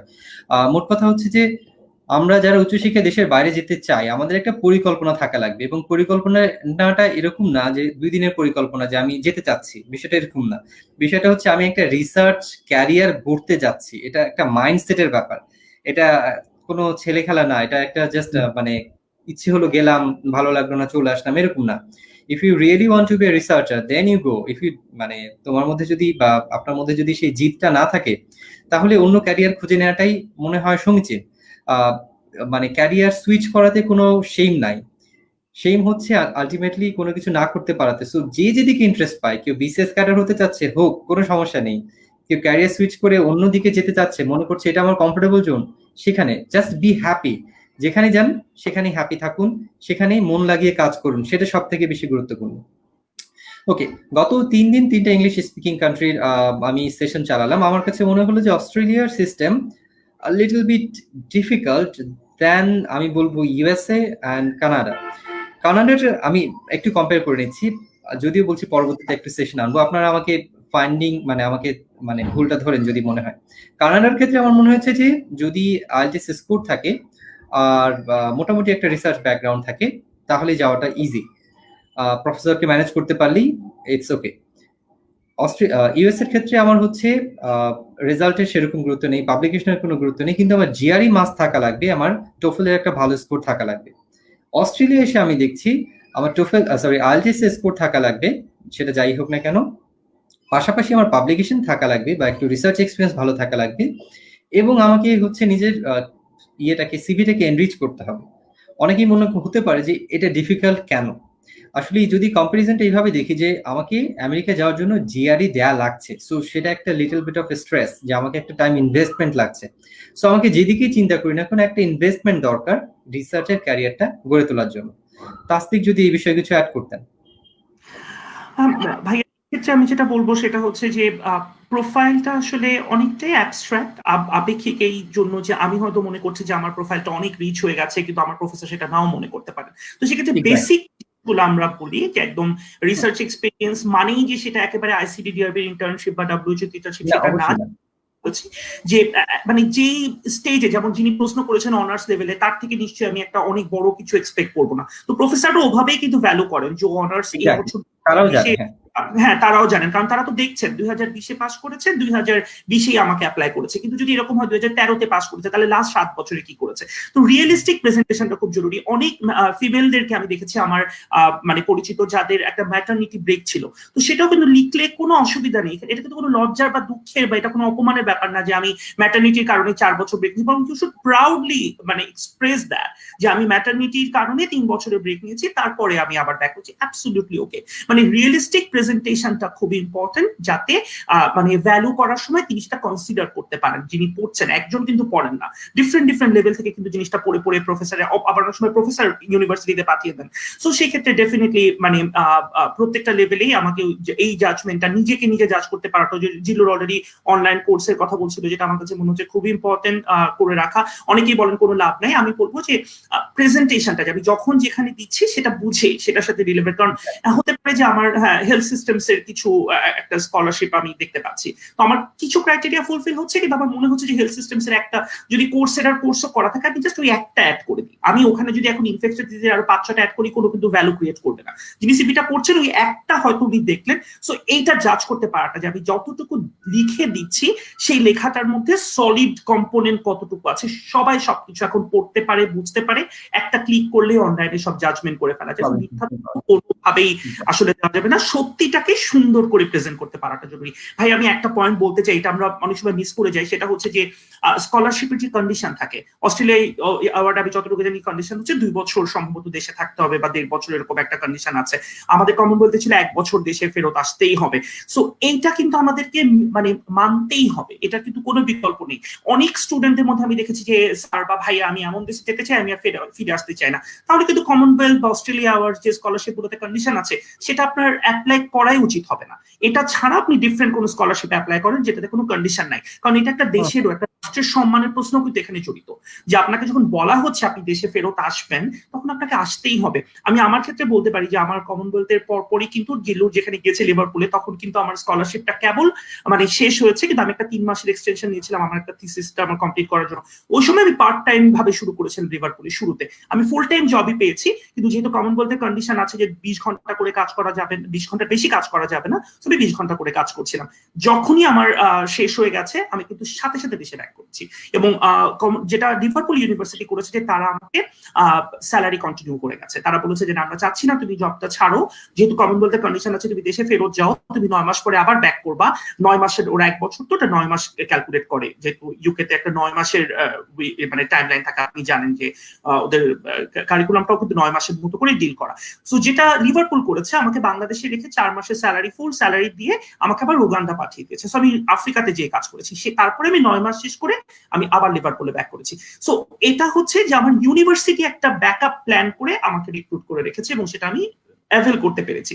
কিন্তু আমাকে প্রথম যে শর্তটা কমন ব্যাক করার, সেটা কিন্তু আমি করেছি, এবং সেটা আমাকে করতেই হবে। প্রত্যেককে এটা মানতেই হবে যে আমি কোনোভাবেই এই পলিসিটা ভায়োলেট করতে পারবো না, কারণ এটা ভায়োলেট করলে কিন্তু ফিউচার অন্য স্টুডেন্টের জন্য পথটা কঠিন হয়, এবং দেশের সম্মানটাও নষ্ট হয়, এবং আমার যে ক্রেডিবিলিটি অ্যাজ আ স্টুডেন্ট সব কিন্তু রেকর্ডেড থাকে। আমাদের পাসপোর্ট কখন কোথায় যাচ্ছে, কি হচ্ছে, সো এটা আমাদেরকে মাথায় রাখতেই হবে, আমাদের মানতে হবে। ফাতেমা আপু যদি কিছু বলতেন, আমরা বিদায় নিতে চাচ্ছি। যাওয়ার আগে যদি কিছু বলতেন। কিভাবে সময় পার হয়ে গেল তো বুঝতেই পারলাম না। খুবই সুন্দর একটা প্রোগ্রাম আমি উপভোগ করলাম। আমি জানি না আমাদের লাইফের এক্সপেরিয়েন্স গুলো আপনাদের সাথে শেয়ার করেছি কতটুকু আপনাদের কাজে লাগবে। তবে যদি স্বপ্ন দেখা যায় এটা খুবই প্রেস্টিজ একটা ব্যাপার আমাদের জন্য, দেশের জন্য, সমাজের জন্য। আমরা আসলে স্কলারশিপ কারা পেতে চাই, কারা আমরা চাই সমাজের জন্য কিছু পাই। তো আপনাদের একটা ভিশন থাকতে হবে, মিশন থাকতে হবে, অবজেক্টিভস, কিছু গোলস, স্পেসিফিক এবং প্ল্যানিং ইজ ভেরি ইম্পর্টেন্ট। আপনারা সবাই যে আমি যেতে চাই, যেতে পার আজকে বললাম আপনার প্ল্যান করতে অনেক ধৈর্য থাকতে হবে। তো এটা আসলে 2 বছর, 3 বছর, 4 বছর লেগতে পারে, but you have to have such kind of patience, লেগে থাকতে হবে। Wish you all the best. আমাদের জন্য দোয়া করবেন, আমরা দেশের জন্য কাজ করছি। আমরা একটা মহামারীর দিয়ে যাচ্ছি, সবাই প্রার্থনা থাকবে এই মহামারী থেকে আল্লাহ আমাদেরকে সেভ করুক, হেফাজত করুক। আমরা সবাই ভালো থাকি, সবার সুস্থতা কামনা করছি। ভালো থাকবে। একটা কোয়েশ্চেন এসেছে, একটু কোয়েশ্চেনটা নিয়ে নিই। একজন কোয়েশ্চেন করেছে, ঐশীর প্রশ্ন হলো যে সেশন জ্যাম আমাদের বিশ্ববিদ্যালয়গুলোতে যেরকম আছে সেটা কোনো এফেক্ট করে কিনা বা কিভাবে অ্যাড্রেস করা উচিত। আমার মনে হয় না যেটা কোনো ইম্প্যাক্ট ফেলবে। জাস্ট বলতে হবে যে ওকে আমার সেশন মানে আমাদের একাডেমিক একটা সেশন জ্যাম ছিল, ল্যাগ ছিল, এটা আমাদের ইউনিভার্সিটিতে কমন, বা আমি সেটা ট্র্যাপে পড়ে গিয়েছিলাম, সো এটা কোনো ব্যাপার না। আমার নিজেরই 3 বছরের সেশন জ্যাম ছিল, সো ইট ডাজন্ট ম্যাটার। পরে আরেকজন কোয়েশ্চেন করেছেন, স্টেটমেন্ট অফ হ্যাঁ সুবিধে লিখে দিলেই হবে, জাস্ট বলতে হবে ট্রুলি যে ওকে দিস এই কারণে। ইভেন ক্যারিয়ার ব্রেক থাকলেও সেটা ডিসক্রাইব করলেও সেটা কোনো সমস্যা নাই। মানে ফরেন কান্ট্রিগুলোতে তাদের ক্যারিয়ার ব্রেক ইজ মানে কমন থিং। একজন পড়াশোনা করে 2 বছর ব্রেক দিয়ে আবার শুরু করে, এটা কোনো ব্যাপার না। আমাদের দেশেই বরঞ্চ সেটা আনইউজুয়াল। আরেকজন প্রশ্ন করেছেন তানি রহমান, ইফ যদি কেউ ক্যারিয়ার সুইচ করতে চায় মাইক্রোবায়োলজি থেকে অন্য কোনো বায়োলজিক্যাল সাবজেক্টে মাস্টার্সে গিয়ে, কোনটা ভালো হবে এবং কোনটাতে স্কোপ বেশি? ভালো হওয়ার থেকে আমার মনে হয় যে স্কোপ কোনটাতে বেশি উনি জানতে চেয়েছেন। কোয়েশ্চনটা কি ছিল? হ্যাঁ, এটা আসলে পার্সোনালাইজড। আসলে এটা এভাবে ব্রডলি একজনের দৃষ্টিভঙ্গি দিয়ে আরেকজনকে চাপিয়ে দেওয়াটা একেবারেই অসম্ভব। সব টোটালি ডিপেন্ড করছে। আমরা বাংলাদেশে বসে সাবজেক্টগুলোকে যেভাবে চিন্তা করি, আসলে সাবজেক্টগুলো সেভাবে না। আমরা বাংলাদেশে ভেবে বসে যেভাবে চিন্তা করি, microbiology, genetics, pharmacy, public health অথবা বোটানি, জুওলজি সব আলাদা আলাদা উইং। সবাই মনে হয় অন্যরকম গবেষণা করে, না বিষয়টা না। আমরা সবাই একই রকম মানে একই ল্যাবে হয়তো কাজ করি।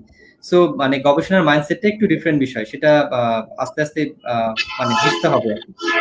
ডেফিনেটলি ভাই, এখানে আমি একটু অ্যাড করতে চাই একটা লাইন, সেটা হচ্ছে যেটা আপনি যেটা ফিল করবেন যে ওনার ভালো লাগছে সেটাই ওনার জন্য সব থেকে ভালো সাবজেক্ট। স্কোপ আসলে আপনার নিজের উপরে। স্কোপ কিন্তু কেউ মানে কোনো সাবজেক্টের স্কোপ বলে কিছু আছে বলে আমি কখনো মনে করি না। সারা জীবনই আমার মনে হয় প্রতিটা সাবজেক্টেরই সমান স্কোপ আছে। আমাদের 3 জনেরই common supervisor Christine Mary George, যিনি একজন কম্পিউটার সায়েন্সের গ্র্যাজুয়েট, যিনি একজন ডাক্তার, মাইক্রোবায়োলজিস্ট এবং ডেভেলপমেন্টাল প্রফেশনালকে একদম নাকে দিয়ে ঘুরিয়েছেন। তো জিনিসটা হচ্ছে যে উনি কিন্তু কম্পিউটার সায়েন্স থেকে পাবলিক হেলথে সুইচ করেছেন এবং একদম এখন ওয়ার্ল্ডের ওয়ান অফ দ্য মানে biggest name in infectious disease epidemiology. তো এটাই হচ্ছে রিয়েলিটি, যে কোন যেই জায়গাটাতে আপনি কমফোর্টেবল ফিল করছেন। আমি প্রথমেই বলেছি আনন্দ নিয়ে কাজ করার জায়গাটা, আপনি প্যাশন করছেন যে আনন্দ নিয়ে, এবং সেই জায়গাটাকে আসলে একদম ডেপথে ঢুকতে হবে আপনার। তাড়াহুড়া করার কিছু নেই। আমরা যেটা করি, আমরা একটা অদ্ভুত টক্সিক রেসের মধ্যে ছুটে যাচ্ছি, যে কে কার আগে ছুটবো, কে কার আগে ছুটবো, কোনো লাভ নাই। পজ দিতে জানতে হবে, যে আমি ঠান্ডা হয়ে একদম বসে একটা জায়গায় আমি টেস্টটা বোঝার চেষ্টা করবো যে কি আছে এই সাবজেক্টটার মধ্যে, আমি আমার নিজেকে কোথায় দেখতে যাচ্ছি, যে মানে কি আমি একদম সব সেন্টারের হেড হয়ে বসে থাকবো? ডেফিনেটলি না। আপনার কন্ট্রিবিউশনের জায়গাতে স্পেসিফাই করে, আপনি কি রিসার্চে কন্ট্রিবিউট করতে চাচ্ছেন, নাকি আপনি কর্পোরেট অফিসার হিসেবে নিজেকে দেখতে চাচ্ছেন, সো সেইখান থেকে আপনি কি করতে পারেন, এটা যখন আপনি নিজের আইডেন্টিফাই করতে পারবেন, প্রত্যেকটা সাবজেক্টের স্কোপ তখন সমান। এখানে কেউ এসে কোন স্কোপ আসলে তৈরি করে দিতে পারে। ফাইনালি জিলুকে কিছু বলার জন্য অনুরোধ করছি, তারপরেই হয়তো আমরা শেষ করে দিব। তো ফাইনালি যেটা বলতে চাই, ফাতেমা আপু এবং তাসদিক ভাই অলরেডি বলে দিয়েছেন যে আসলে প্ল্যানিংটা সবচেয়ে বড় গুরুত্বপূর্ণ।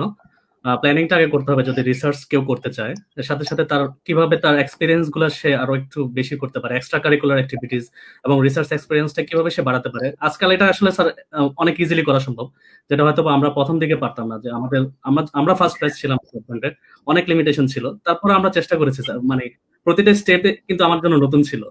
তারপরে হচ্ছে আমরা যেটা মূল বিষয় হচ্ছে নেটওয়ার্কিং এবং কানেকশন যত থাকবে তত ইজি হয়ে যাবে প্রসেস গুলো, তত এক্সপোজার বাড়বে, মানুষ জানবে, সবকিছু পুরো প্রসেসটাই অনেক স্মুথ হবে।